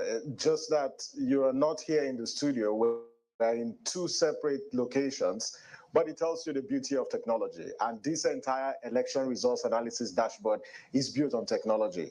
Tonight, we are demonstrating what is possible, that even though we are not in the same studio like we were in Ekiti and Osun, that we're still able to do this. It's the election results analysis dashboard, a project by Channels Television and Yaga Africa aimed at supporting INEC to take the INEC election results viewing portal to the homes of Nigerians to follow the results. We wanted to do this in the presidential elections, but with the situation that happened with the IREF, we couldn't deploy the ERAD, even though we had the results, because we didn't trust, the credibility of those results. But today, we're excited that the IREF seems to be fully functional. and the ERAD platform is now live. And I'm so delighted and excited that we are able to do this even for the governorship election. Like you know, we're not declaring the results. We do not have the authority to declare the results. All we are doing is help INEC take the results on the INEC election results viewing portal to the homes of Nigerians so they can follow the results. As you know, there are elections in 28 states, as well as state houses of assembly elections across the 36 states. So for the ERAD, we are only focused on the governorship elections in the 28 states. So Shehu, once again, congratulations to Channels and congratulations to Yaga Africa that we're able to do this. But we must also commend INEC because we're able to do this because INEC, has made it possible for citizens to access the results on the INEC election results viewing portal. Indeed, Samson, and we must also say that tonight a lot is going to be happening because the results that you'll be seeing on your screen as we're projecting them for you tonight are not exactly the totality of what the results are, but the result as at the time that we're getting them, as you can see right there on the screen, it's telling us that reports now showing on the screen is about 1,759 results entered out of the 176,606 expected result.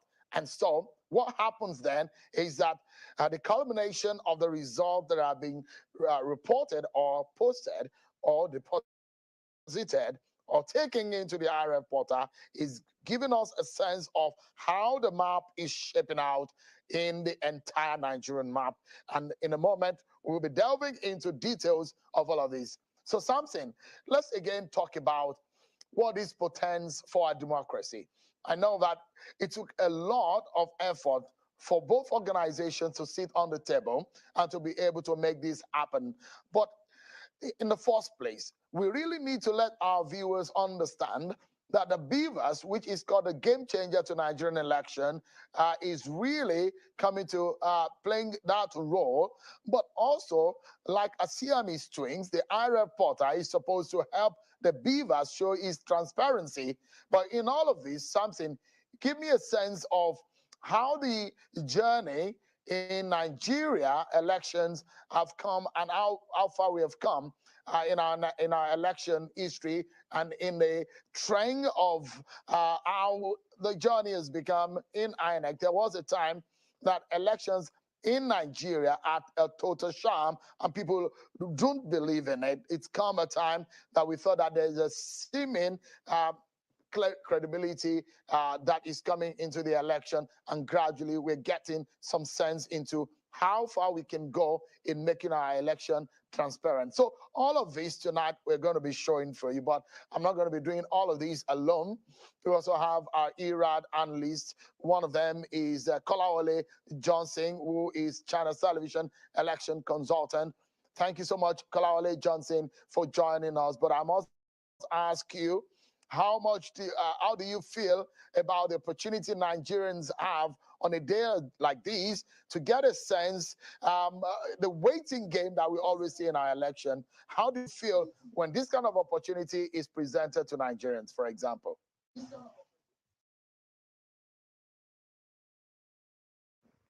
It's amazing to know that, the days of you don't know what is going on with your collation, gradually getting days, so being able to access the results real time. So this is amazing, and I think the main problem that people had with the presidential election, was this very one: the fact that you can access the results, real time. This is what brings the transparency and the trust and that credibility to the system. So this is amazing, and I think we should just get better, from this moment. You understand the fact that in a democracy, power is the elixir, and if the process of achieving or attaining that power is uncredible, that power itself will lose the credit. Will lose the legitimacy, and that you don't want to have. So this is amazing, and I think it can only get better. We have here in our studio one of elections consultants. Good to see you. How are you today, ERAD analyst? How do you feel tonight? You are here today in Lagos, and we are here talking about ERAD. We thought that this could happen in 2023 presidential election, but it cannot happen because of the situation around the IRF portal, but it's coming out now. How do you feel tonight? Thank you so much, Sheo. I think, like Samson said, you know, this is really exciting. And this was, I think, the most, you know, unfortunate incident that happened in the last election, in the presidential election, if you think about the expectations that were unmet for Nigerians. And so I think that, you know, INEC has proven that it went back to the drawing board, did that post-mortem that we were all hoping for, and then got their act together. And we have the opportunity for that reason to bring the ERAD to the homes of Nigerians. Indeed, I'm excited, but let's look at what this map is looking like for now. In the red, of course, you see the possibility of what could happen with the APC, and in the green, the possibility of what could happen with the Labour Party. And those yet undecided are the ones you see in the dark black colors. But the map is shaping up gradually. Absolutely. It will come up. Don't forget that in this election, 28 states went for the governorship election.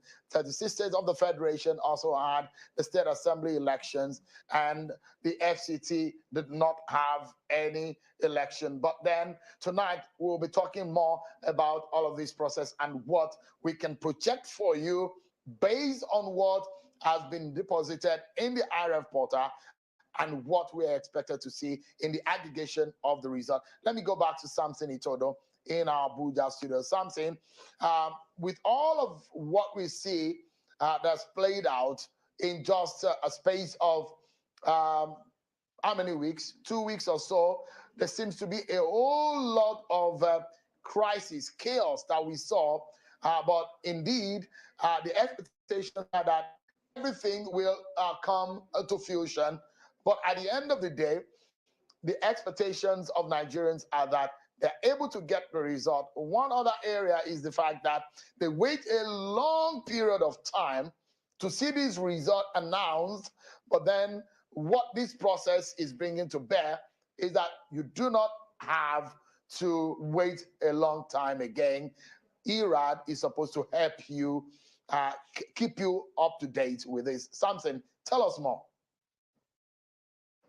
Well, Shem, you know there's a business process for the ERAD, and just to help those who are at home and those who are watching across the globe understand what's the business process. So first, if INEC uploads the results on the portal,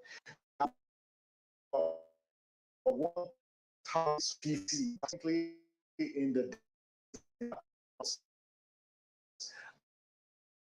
and then the dashboard. And some of these result sheets may have blurry images that will be very difficult to process. So they have to be entered, they have to be verified before they are visualized for people to see.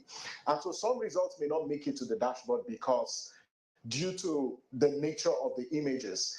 But then the fact that we're able to do this, we're lifting the burden, of citizens who, if they go to the INEC election results viewing portal, they have to take the burden of downloading those results and then trying to make a sense of them. And they don't need to go through that stress because Channels TV and Yaga Africa, supported by the UNDP, has made it possible for this pool of, citizens who are aggregating these results and then imputing them on the dashboard. Remarkable. I'm really excited about this innovation. Showing, like we say, this innovation, has been designed by fellow Nigerians, and it's something that we should celebrate because it shows and we are demonstrating, what is possible. But earlier you asked the question about the journey, of our electoral process and where we are. Quite frankly, this particular innovation and the INEC election results viewing portal is one that citizens should celebrate because they fought for it, they advocated for it, and they got it. But then with what happened with the presidential elections, there were several concerns that were raised. But today, the fact that we're able, to have the IREV with the results on the portal, and like Abosade said, shows that INEC, has learned its lessons and it fixed the challenges with the presidential elections. And so we expect that in the next couple of hours and perhaps also in the next day or two, all the results will be downloaded. They will be on the ERA dashboard for people to go and see and also visualize. I'm glad that Channels is also puts his support behind this. So people should just sit back and just watch as we take them on this journey.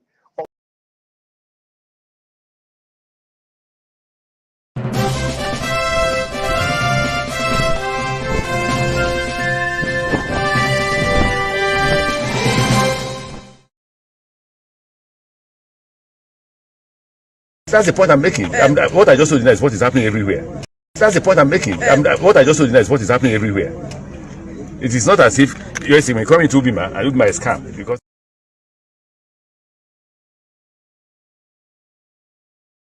that's the point I'm making. What I just told you now is what is happening everywhere. It is not as that's the point I'm making. That's the point I'm making. What I just told you now is what is happening everywhere. It is not as if you're saying, coming to Ubima and Ubima is scam, because everybody believes in peace. And obviously, since I come from there, since it comes from here, there will be total calm and peace for people to vote. The only skirmish you saw here was when they suspected that the result was fake. And we told them whether the result was fake or not, don't touch anybody, vote. Carry the fake result sheet back to INEC. Your Excellency, advice to the federal government with regards to poor performance of INEC. I'm not the president. Advice, I said. What advice? I've spoken to everybody concerned on this issue before the election. Spoken completely. There are those of us who oppose the reappointment of Mahmoud. The person who nominated him for appointment is a member of Tinubu's camp. So what are you expecting? Success? Here in River State, Mahmoud worked on that weekend as executive secretary of Third Fund. So what you're having in River State is that APC, SDP and others are contesting the election not against PDP. Able to access the internet. Secondly, you must have data, either on your phone or on your laptop to access these results. We know the situation in the country where people have challenges, and we all are encountering challenges with Naira. But there are also technological issues that might even impact on citizens' ability to access these results. And so Channels TV and Yaga Africa sat down and said, okay, how do we make this easier for citizens? And so taking these results, from online to their rooms was one of the major objectives of designing the ERAD. The second objective was to enhance transparency. We believe that acceptability of electoral outcomes will be guaranteed if citizens or the process is transparent such that citizens can see. Because our notion of election integrity or election transparency is one that is built on trust. But trust is not blind trust. So citizens need to see. And so when you upload the results to the portal and citizens can have access to the results, it enhances the transparency of the electoral process. And the third reason why we designed this technology is to keep an eye on the IREV. And most of the authoritative reports that have been published on the INEC election results viewing portal are one that the ERAD has published over the last couple of elections. So that's the objective. And our goal is to take election results and elections to a whole new level where citizens can be part of it. Sharon, like you noted, elections are a festival of democracy. Democracy is about people. And if people cannot participate in all aspects, then democracy loses its vitality. This is the essence of the ERAD, to get citizens fully involved, because election is about them. And they, as voters, are the kingmakers. And as kingmakers, they ought to follow both the process and the outcome. And this is what this seeks to achieve. Interesting. Anyone should be excited that you do not now need to do any vigil, but you just need to watch like a movie what the ERAD will be providing for us. We've since been joined also by Professor Fidelis Allen, one of ERAD analysts, and we'll be chewing on some of the figures and the shapes and color that the Nigerian map is forming into based on the election of today. That some parts of Nigeria that will have to go in rivers, and in some parts of Lagos, voters will have to go back to the polling unit to be able to exercise their franchise once again. But we'll take a break, everyone. When we return, we'll talk more about what you can see behind me, the sense behind some of these colors, what you're looking right there on the screen, and perhaps giving you a bit more insight in what is shaping and what is this map is looking out to be in the coming hours. It's going to be some interesting conversation. The ERAD analysts are here with me. You are our main objective, to give you all those details as you want them. We'll be right back, everyone. Stay with us.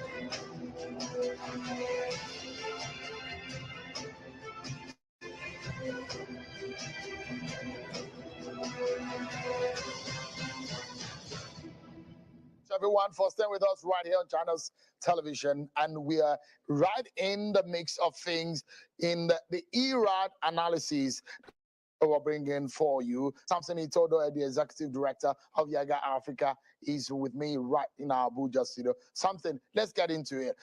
Just give us an understanding. The map is easily changing, and there are a whole lot of colors there. I guess this is what is happening right now.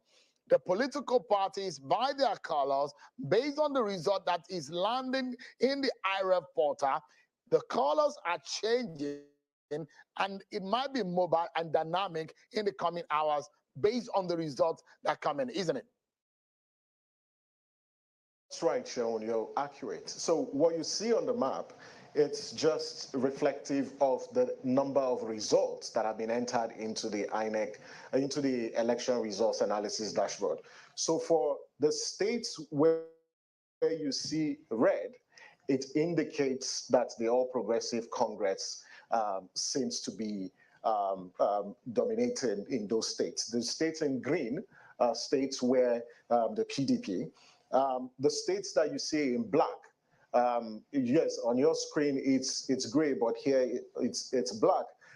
The 8 states where elections are not taking place, they are off-cycle elections, and then some other states where we're still expecting results to be entered on the ERAD platform. So that's what you have here. And then for the blue states, these are states where you have the NNPP currently in the lead based on the results that have been entered from the INEC election results viewing portal into the ERAD dashboard. So that's where things actually stand now. And then if you look at the dashboard, there are also data on the number of registered voters, number of PVCs collected, invalids, depending on the state. So if we go to a state like Borno, based on the results that have been entered on the portal, based on the results that have been entered on the ERAD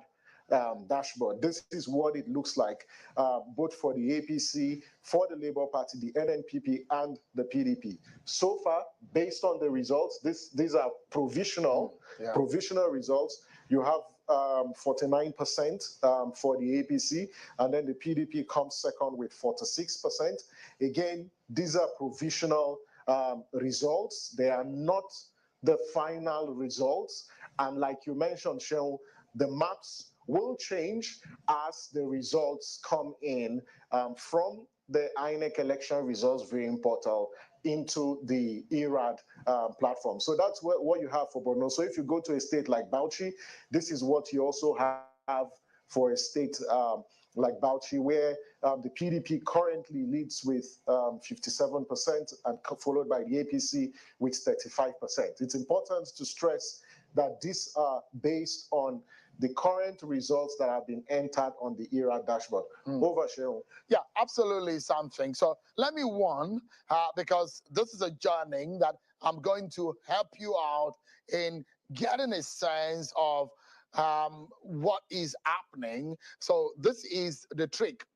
The result as they're coming into the IREF portal is what we're using to aggregate. And as soon as we're aggregating that, is getting us the colors that you're seeing right on your screen. So if you're a member or a supporter of a certain political party, don't get too excited too early, because just like things happen, as soon as the results are being populated into the IREF portal, things might progress and change in the direction of the party you're supporting or in the other direction or opposite direction. So that's why I said, don't get too excited. That's why you need to get close to your television set and your mobile devices and be on Channels Television and be able to monitor what we are analyzing for you. So let's get it clear for everyone. Let's say the 8th state is where we find governorship elections holding. In Rivers and Lagos, in INEC has said there will be a conduct of the exercise again tomorrow in some part of Lagos and Rivers State. But 8 states out of the 36 states of the Federation are not having governorship election. The FCT is not having any election at all in this particular one. But In all of the 28 states, you have governorship election and the House of Assembly election, but in the other 8 states is only House of Assembly election. So let's get to it, Samson. And I'd like to bring Professor Fidelis Allen and Kolawole Johnson into the fray. Let's take it one after the other. Perhaps one state that a lot of people are looking forward to, something. If you punch your screen to Lagos, perhaps the tiniest state that you can see on the southern coast of the Nigerian map. All right, if you just hold on to it, hold on to the map so it reveals the percentage, and let's see what we have. And let me bring in Professor Allen here. Prof, what are your views on what we see, the color that is coming into Lagos, for example? Yeah, although I cannot see the colors now, it's not showing on my screen here. Oh, yeah. Sad. Okay, yeah, so let me not throw you into the deep. If you cannot see the color, I'll try to ensure our engineers push the screen so that you can get a feel for it. It will be good for you to be able to have a feel of the entire picture of what we're discussing so that we can be able to get the much knowledge that you're going to be giving us tonight. But let me bring in Kolawole Johnson. Kolawole, give us a sense of what you make. You've got some figures there. And historical trend tells us something, what we're seeing in the last election cycle and what we're seeing right now in Lagos tells us something else. That color is red for now in Lagos. Give me a sense of what you make of it, Kolawole. Well, at this stage, it's the I don't think you have enough result to even make, a good sense of the situation. It is just, I think, only very few, have not updated. But Lagos is peculiar. From time, you look at the election from 2003, election, and while the state governorship comes differently, but this election is a bit different. Over time, you have a two-party system, struggling for power in the state. But in this particular election, coming from the presidential, you have the Lagos of now having LP, PDP, and the ruling party, the APC. And this time around, it appears that the game is different. You look at areas like Amuodofin, Ojo, the Lagos West, where you have the largest percentage of the vote. There are complaints coming from these areas. So this, again, may affect the election generally. But the sense, we'll be making should come when we are, when we have a good number of these results from this unit uploaded. At this time, I think we don't have just analyze the fact that historically, the state elections, are always different from the federal elections. And I think, we'll look at how this played out. Great, so let's look at it. Thank you. Yeah, thank you, Kolawole.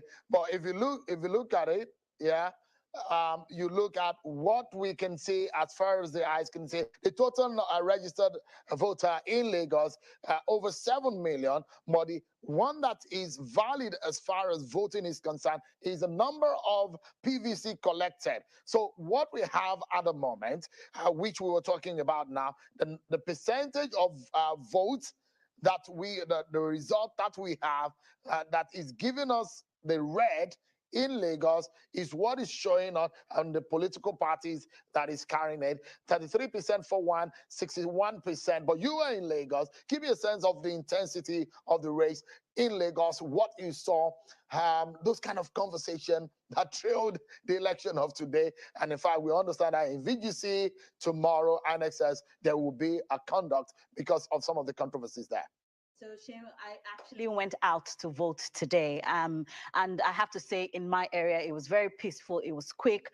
But we have heard different things happening. I think voter intimidation and suppression being one of the major ones. Now, if you think about what happened in the last 3 weeks with regards to the race in Lagos, I think this is one state that everybody will be looking out for. I think what's really interesting is the number of PVCs collected. And when this is fully populated, it will be interesting to see how many people actually came out to vote. I think that that would be really important because we have heard stories of voter suppression, voter intimidation. But then if you look at what that is, even in relation to the number of people who should have shown up to vote and what that would have done, I think that could even make this race a lot tighter. Absolutely. Yeah. So if you look at it, you see the LP, the percentage of votes that's coming so far. Excitement should not be the feeling right now. Even those who are having a red, because all of those results have not been populated. 61%. After that election of the presidential election, did you think perhaps for a moment, because we classified Lagos as a battleground state here at China's Television, we do know that a lot of indices have come into play on how this race will pan out, and the gladiators have put their hearts in the ring and they are not letting anything go. How do you think that this race was going to pan out? What did you think that were going, the issues that will come up? Did they come up, for example? Look, I think that, you know, we have seen ethnicity played up in this particular race with Lagos, which I must say is very disheartening for a metropolitan city like Lagos, the commercial capital of the country. Those are not things that we need. However, I must say to you, Shehu, power is back to the people. And I loved how Ladi and the team ended saying that, look, at the end of the day, with a democracy, majority have their way and others have their say. But I think that it's really, really beautiful to see the dynamics that's coming into the politics of a place like Lagos. And I think that we're, you know, our eyes are on the ball to see how that ends, right? But I think the most important thing is that the people have used their legitimacy and their rights to vote to actually show that they are the employers of the people who are going to, you know, win this election. I'll allow you guys to do the analysis yourself, profiling and Kola Ole, because one thing again is in the manner in which politicians are now relate with voters. You see that they now go to them for real. Absolutely. Showing power emotion. Is back to the people. Yes, people, it shows. And there is something that Nigerians should celebrate at this period. Absolutely. We have not gotten there. No. We have not really crossed that line, but we're getting gradually to the point where we can say, really, vote will count in our elections. Absolutely. And it's revolutionary what the Beavers have portend in our election. But it will shape out and we'll see more of that play out. But let me bring in Professor Allen. The same question I asked her about what happened in Lagos. Give me your view about what you saw before the election and what perhaps you heard reported about Lagos election and what we're seeing right now. Thank you, Shehu. At the core of democratic theory and practice is participation of citizens. Now, one thing I see that the Beavers machine has done is to help facilitate, empower citizens to participate in the election process. Now, in the last election, that expectation was dampened by the inability of INEC to upload results on this portal. So, but what I say is, when you look at politicians use methods that are not democratic, that are not in line with democratic values to try to influence voters. What has happened right now is because the Beavers has promised to increase the confidence of voters in the electoral process. It does not matter how politicians try to use alternative crude methods to influence the political process. As citizens already understand that no matter how they're intimidated, as far as they can vote, as far as the machines are able to perform their functions as expected, they can see results that they desire.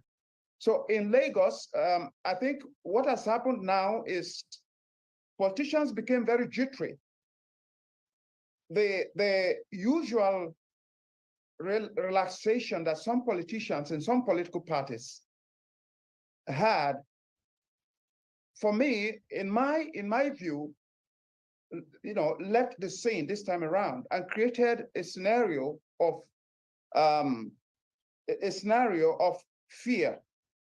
So what has happened is the Beavers machine has kind of created an atmosphere that creates in politicians, those who are used to using crude, uncivilized, undemocratic methods to influence the political process, the electioneering process, have come to see that they have to work hard. They have to go to the people, they have to go to the communities, they have to be able to talk to them, they have to try to convince them, they have to try to persuade them to vote for them. It has never been so. If you look at the history of elections in this country, politicians have always taken voters for granted. Politicians have always taken communities for granted. I think what has happened now is this sense of threat, among politicians. And this is happening in Lagos. And look at Lagos West. Look at the concentration of voters who want one of the political parties, the rival political party, Labour Party. Labour Party is relatively new, at this level of performance. But look at what has happened. In Lagos West, you see the fear among other political parties, for example, the APC, being so afraid about the impact of Labour Party. So what I think is this sense of competition is good for our democracy, that a process has to be competitive. Politicians have to work hard to deserve the attention of voters, to deserve votes from citizens. And until they're able to work this hard and see the value of talking to the people and getting their votes, they are likely not to be able to take power seriously or use power in a way that is responsive to the needs of citizens or those who voted for them. So if we only INEC needs to improve on its performance regarding the use of beavers, because beavers is subject to human, handling. If we handle beavers correctly, beavers will do what it is expected to do. So I think INEC needs to be able to strengthen its capacity to use this innovation. And I think this innovation is a power innovation. INEC has to be able to promise Nigerians more in subsequent elections. All right. So let me get back to a fuller image of the map as it's shaping out. Don't forget that things will come out a bit more differently as the day goes by, and as we get in more results into the IREF portal, and we're getting it right here into the ERAD. And let me bring back something he told you. There is a lone color here that is perhaps in the minority compared to other colors that we've seen here. We've seen gray colors, we've seen red, and we've seen green. Samson, talk to us about the color blue that is dominating Taraba State. Did you see this coming? What more do we know about how Taraba is shaping out in the color blue? Well, Shenwa, I think before we talk about how Taraba is shaping, it's good to remind the viewers that this very preliminary data that we have aggregated and put on the ERAD platform. And what it shows us is that the NNPP has 45% of the votes that have been entered on the ERAD dashboard. This will change, or it could change as we aggregate the data and put them on. But based on what we currently have on the ERAD data, you can see the NNPP has scored about 45% of the votes. Next is the PDP, and then the APC candidate. And lastly, you also have the Labour Party. So that's what you have. And it shows that based on preliminary data, you have the NNPP performing better than the other political parties. But again, very provisional, very limited data. As we continue to get the data, perhaps the map will change. But Shenwa, I think it's also important. You know, one of the things that the ERAD platform does, and I think the public actually should be aware, is with the IREV and the ERAD, any politician out there who thinks that they can manipulate the results and this entire process will be doing so in futility, because the results to a large extent are already on the IREF portal. Nigerians are seeing the results, they've seen them. So all those manipulations that happen both at the ward and the local government collation centers are unnecessary. But with these results, the polling unit level results, it is possible to detect where fraud and manipulation has taken place. And this is how, you know, Shenwu were able to detect some of the manipulation of the results that took place at the ward collation level. So for the politicians who are watching, we discourage you from tampering with the results. With corrupt INEC officials, we also discourage you because the results are already on the INEC election results viewing portal. Some are being uploaded, so there is no point, you know, wasting your time and your resources manipulating the figures, because once they are on the IREF, the public already has them. And Channels TV and Geiger Africa is also bringing this information to your household. So Shen, that's where things stand at the moment with Taraba. So more results are coming in. They are being verified. Like we said, we have a team of 1,650 data clerks who are working at the back end, you know, trying to download those results, impute them, verify them. Any results that is not verified cannot make it to the ERAD platform. So I think it's important to note this. Again, these are provisional. We are not declaring the results. INEC is the institution responsible for declaring results. All we are doing is helping you, you know, access these results, and also helping INEC get these results to you in your household. Absolutely. So, of course, the intent of these exercise is to bring some level of transparency into the process for anyone. I mean, I think for a moment, a lot of people had forgotten that this is the hour in which politicians and some of those fraudulent people hijack the process in our elections. When it's getting dark, that's when they go to the collation center, they disrupt it, and they collect the result sheet and they change it. But with the IREV and with the ERAD and projecting these results as we are aggregating them, it sort of discourages that kind of, and it makes a big mess and of those kind of effort. And I'm not sure I can remember if there was anything like taking gun to the collation center, local government work collation center any longer, because that is gradually becoming out of fashion, isn't it?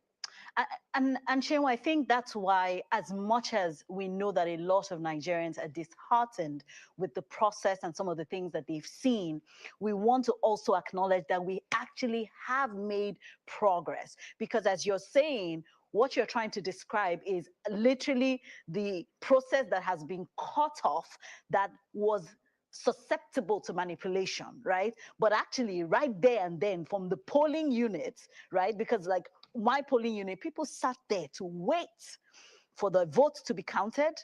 And then immediately that is transmitted on the IREF portal. The ERAD analysts obviously get a hold of it. And so it mitigates, right, that process of people actually, you know, manipulating the process. And so I think that really and truly we have I won't call it a leapfrog, but we have made progress thanks to technology, thanks to the IREV, and of course, something like we're seeing right here and right now, which is the ERAD, which, as Samson has emphasized, are still preliminary results. And we do not have the right to declare results. Only INEC can do that. However, state and start downloading each result, we are bringing it to them here as it's done real time and live. So, Kalawale, give us a sense of what you make of what is going on right now on the map. I'm very sure a lot of things are going on your mind, but because you are a data cruncher, give us an idea of what is going on in your mind. Unveil it, please. The good part of this is that this is a long night. We have a long way to go. Yeah. However, in Taraba, I think you have less than 25,000, in terms of number and results in, and that is actually, of course, we should be expecting hundreds of thousands from that same place. So even with this, look at what you have. You have the new party, NNPP, coming into the picture. In 2015, you had only the PDP and APC in the picture. And I think the difference was about 95,000. In 2019, the same thing, the two parties. And that the difference moved to about 158,000 or thereabouts. But we are seeing a third party right now, NNPP, even though they didn't do too well in that state during the presidential election. But there are local dynamics. Every election is local. So perhaps there are some dynamics playing out. And who knows? Perhaps it is only in the areas where this party is popular that you have these results coming in from. They may even be more popular, beyond this place. However, with this one, the dynamic is simple. You're seeing LP in the picture. You're seeing NNPP in the picture doing tremendously well with this number of results we have. But maybe when we get in to about 300,000-400,000 in terms of numbers, so we can then, be making some, sense. But with this, I think first that we're able to get the result from the units. This is amazing. Like we said, if the process is not clean, there is no way you will achieve the kind of credibility that you want to have with the entire democratization process. So this is good for us. But with this data you're seeing here, it is too early to say anything. It's too early to call. Especially because of the dynamics of this state. Let's see what happens in a few hours. Maybe by then, we can project some more. Apologies to cutting into what you're saying, but I just wanted to give you some more ideas about the line of conversation that you were on. Don't forget what happened some 2 weeks ago in the presidential election, that we saw the APC, for example, leading in more than 10 local governments in Lagos State, for example, and the Labour Party won just about 5 or 6 local government, and it carried the day. So to talk about not getting too excited, or it's too early to call, isn't it? At the end of the day, getting to see that after winning several local government area, you're still losing the state because a few local government area won by other political party, and now swung the result or the votes in the other direction. Yeah, see, it's not only in Lagos State. The dynamics of general election, it's always beyond what plays out, or the outlook of some few areas of a particular area. Lagos is peculiar. Over 50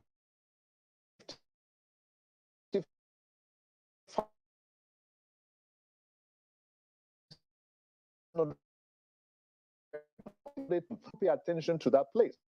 Of course, you're just not there yet.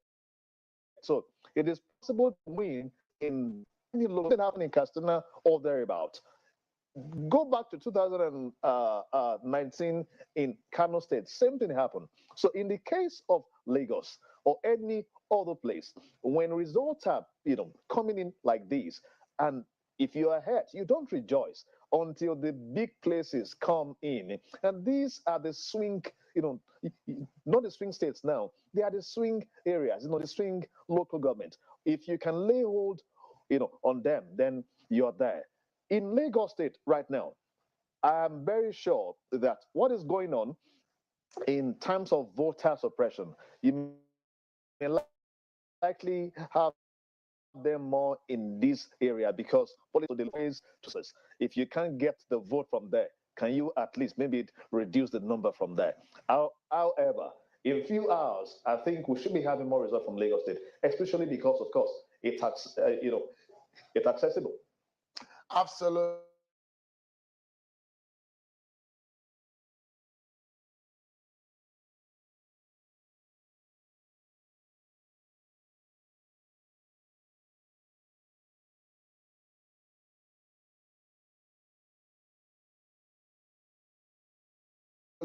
Let's bring some field update for you, and we'll be happened.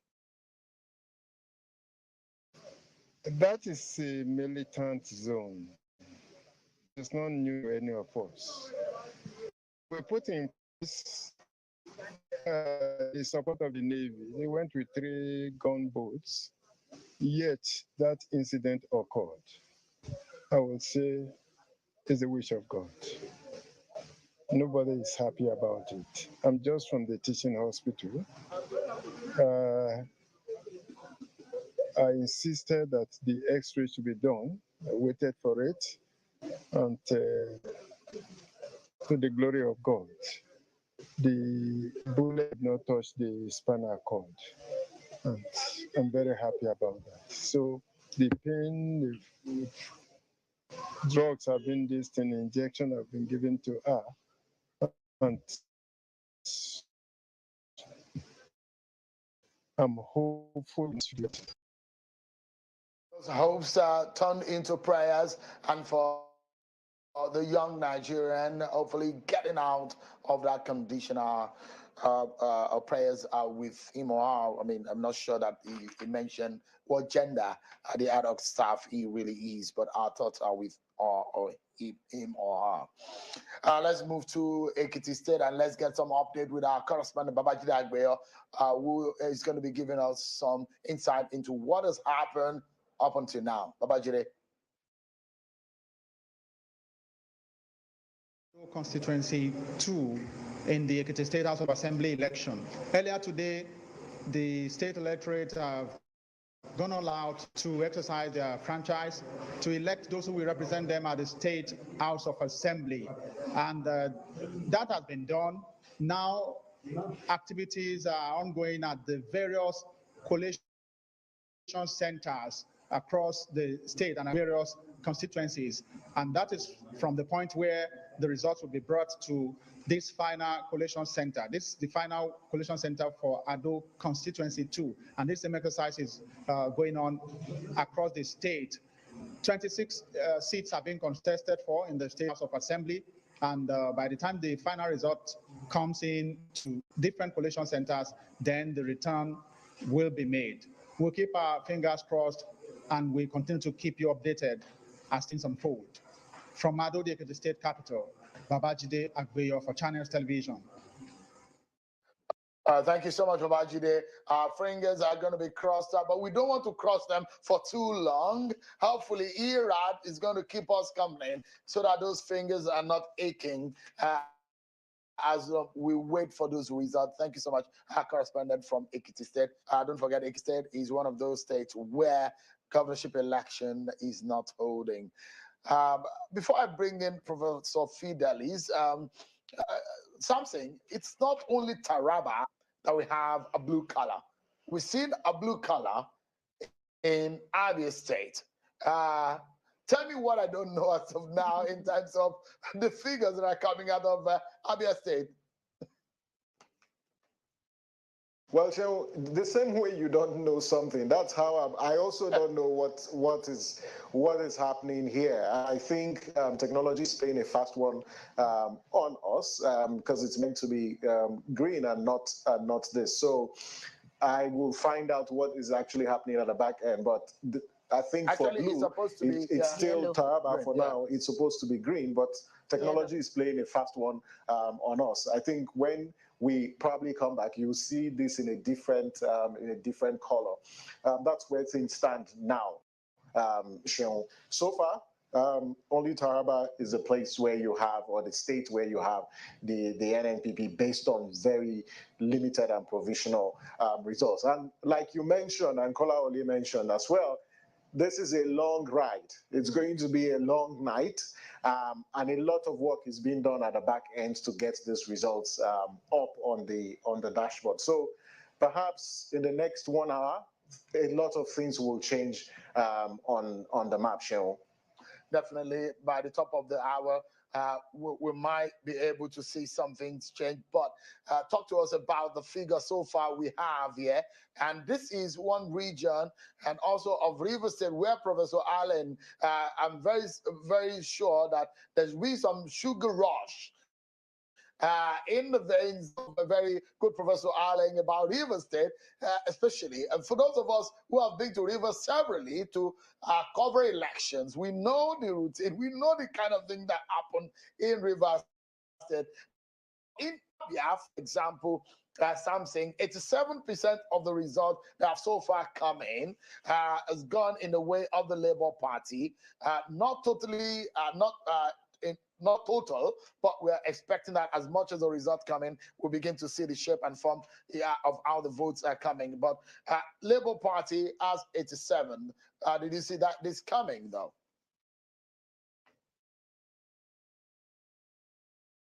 You can see when I checked, when I pointed earlier to the state, it hadn't updated, and now we've got updates on. So I'm quite frankly pretty surprised because it was also a state with a keen contest. And so what we have currently based on these provisional results, it's not really surprising. But let's wait to see how the trend is. For now, this is very, very limited data. Perhaps in the next couple of hours, when you have more data on the platform, we might be able to make some projections. But now you have the Labour Party based on the results that have been entered on the ERAD dashboard, and it seems to be faring well. This is the state where you have Alex Oti. Again, it's also a state that seemed to enjoy a lot of subscription and support from the Labour Party. So I'm not particularly surprised with what's happening here. All right. But you know, it's also one of the states with the G5 governors. And you know, this again is also one of the states where I think the governor, the incumbent, attempted to run for a senatorial election and lost. So it's not particularly surprising. I think it's consistent with the trend from the presidential elections. Over, All right. We need to go now quickly, but let me allow Professor Allen 30 seconds to talk about Rivers. Is in green right now. That may not be for a long time, especially as things will pan out. But in 30 seconds, Professor Allen, how are things panned out? You've done a lot of research about that state and that region. Anything surprising? Yeah, the story about what happened in Akwa Ibom relates very well to what is happening in River State. And one of the questions that I would like to ask, or maybe rhetorically, is who is using violence in this election? Is there a way the political process can begin to identify those with expertise in the use of violence as an approach in seeking power? Now, when you look at River State since 1999 has been a state people can conveniently refer to as PDP state. and that the trend. But in this election, in the presidential election, it wasn't much an issue talking about the dynamics of the election from the point of view of ethnicity and position of aspirants. So we have the Southeast with Kana having the largest number of polling units. Now, Obiakbo, Port Harcourt, and Falga are key areas when it comes to struggle by key political parties. Let me support you there. We'll keep the suspense because I know so much is there to say. I just wanted you to mention just briefly, but we need to go for a moment now. Don't forget, we are live 24 hours for you, and we keep our eyes on the changing scenario and the dynamics of the IRAD, and as a result are coming in. We are here for you live, but we'll return after the news at 10 at 11 to continue the analysis, and our analysts are with us. Do not forget that stay with us on Channel Television on every platform, either on television or on the web. Stay with us as we continue the continued coverage. Of course, I must sincerely thank my guests tonight. Thank you so much indeed for coming. Professor Allen, Kolawole Johnson, and Samson Itodo. Thank you, everyone. The hour for the news at 10. But now let's give you the interview with the Commissioner of Police in Lagos. The interview I had with him earlier, explaining to Nigerians what happened. And we're back for the news at 10 on the top of the hour. Thank you so much, everyone. Thanks so much, CP, for talking to us on Channels Television. Thank you very much, Shion, and Channels for this opportunity to reach out to Lagosians. Let me start. It's been a very interesting and a very eventful day, isn't it?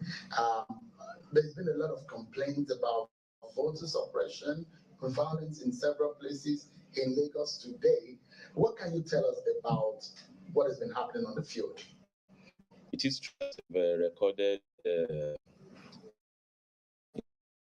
instances of violence in some areas within the state, but the reality is that they are not as widespread as to affect the general dynamics of the process. And unfortunately, as is typical of the social media, once it's flashed, it goes viral and it alters the general perception. So yes, we have recorded cases, but the reality is that most of those instances were promptly responded to by the police because we anticipated them. Oh, so you saw this coming? Yes, in some instances, of course, as security practitioners, when you plan operations of this nature, you must anticipate that some elements we want to become adversaries in the process. So we, of course, anticipated and we integrated that into our general operational plan, and we activated that protocol effectively in this instance. So in most of those breaches, the police were able to respond promptly. So when you say it was widespread, there are casualties that we are hearing, but we'd like you to confirm some of these instances. Are there been casualties that your operatives have told you? What information do you have on the extent that has happened? Well, I'm sure you are referencing the video that's gone viral where a young man was alleged to have snatched a ballot box, and the electorate swooped on him and attacked him. That in itself is illegal. Two wrongs cannot make a right. But the good news again is that, contrary to what is being spread on the social media, the young man is alive. He was rescued by the police and other security agencies, and is currently receiving medical attention. He's stable. He's not dead. What about the instance of the military who was said to have gunned down someone who was caught with a machete? Did you hear that too? Well, that should be within the purview of the military. Well, you've not gotten that information. I don't have details of that fact, of that development. I mean, how much of the details of the violence and the thugs that are said to have been unleashed in several polling units, how much of that information do you have? Well, the one within the purview of the police, we are currently compiling. Of course, a lot of arrests has been made, and recovery is also made. In most of those cases of ballot box snatching, we recovered virtually all the ballot boxes, and I'm sure by the process is still ongoing. Of course, as you do know, but the reality is that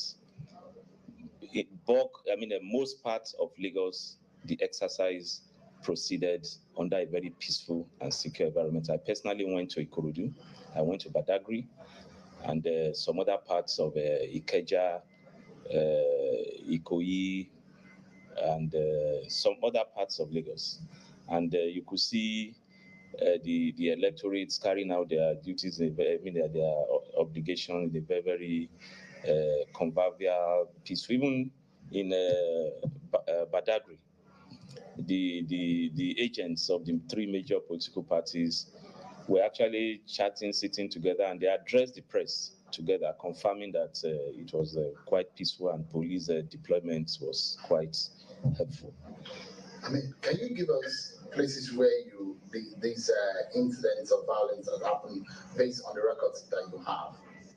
Yes, it will be premature to do that now. Like I said, it's I'm still compiling and receiving feedbacks from most of my field officers. We have our situation room, the joint ops room, that currently are working on that, and I can assure by the end of the day, I will of course share that with you. Etiosa has been notoriously identified today as one hotbed of violence. What is the situation of things there? Well, Etiosa so far has not presented a major challenge. Rather, where we have issues now, I think, is around the VGC, and specifically anyway. And the issue had to do more with the relocation of the polling units from within the estate to a location outside the gates. That falls within the mandate of INEC. And when my attention was drawn to it, of course, I drew the attention of the INEC, the REC, to the development. And as we are speaking now, he has personally gone to the location and is trying to engage the electorates so that they can find a common ground. I assured them when they called me that once INEC takes a conclusive decision, the police security around the place will be upscaled so that the electorates will have the confidence to, wherever it is located, they will have the confidence to exercise their franchise. I mean, from the reports that we are getting on the ground is that of a widespread and a large-scale voter suppression enabled by violence. But you seem to say that is not happening. Yes. Are you getting a true picture of what is going on the ground? I should be in a position of authority to tell you practically what is on ground, because whatever I tell you is not driven by sentiment, it's not driven by political affiliation, it's not driven by emotion. I deployed those policemen and I get constant feedback from my officers on the field as to the development. So yes, there were reported cases of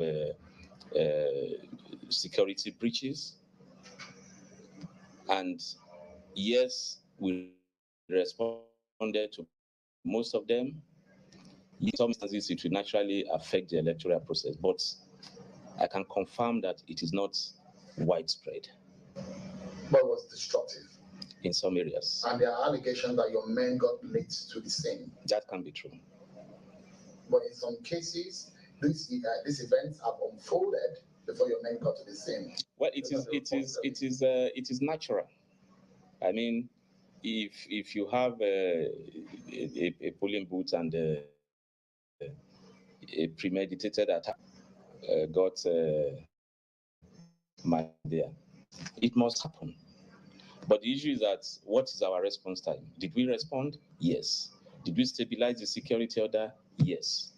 Did we secure the critical assets of INEC? Did we protect lives and property? Yes. So there's a difference between the breaches. We should also put emphasis on the response of the police. And I can, from the feedback I know that I got, even from, because our style is if you call in, once we deploy, we'll give you a feedback, and we also expect a feedback from you. And the feedback from most of those that call in had been that, yes, police responded. A specific case is Agor Palace. Okay, we receive a similar complaint, and the person that called in, I linked him with the phone number of the officer leading the response team, and they coordinated, and he called me back to thank the police. So these things could happen, but I think the emphasis should be on the response of the police, and I can say as it stands that largely we responded in good time. What do we say, or what are the expectations and the allegations that there is a collusion between some police officers and some of the perpetrators? That would be unthinkable, Shio. But these are some of the reports that are coming, and these are the allegations that are being raised by some of the people who are these violent or method on. They said that the police officers are there in cahoots with some of these guys also at some point, that they were just looking on as these guys perpetrated the violence. But you should know that can be true. I mean, policemen with the mandate to protect, policemen that practically have been responding to such reported breaches to save them. Does it make any sense that the same police? What do we expect from you? I mean, if you confirm that these and evidence are brought to your table, what should we expect from the police for a possible collusion of police officers with these perpetrators? Well, if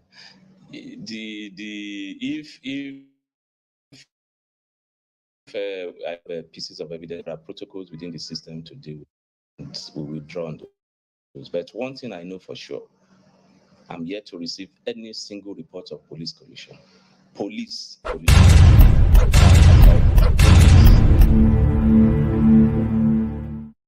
I wouldn't vouch for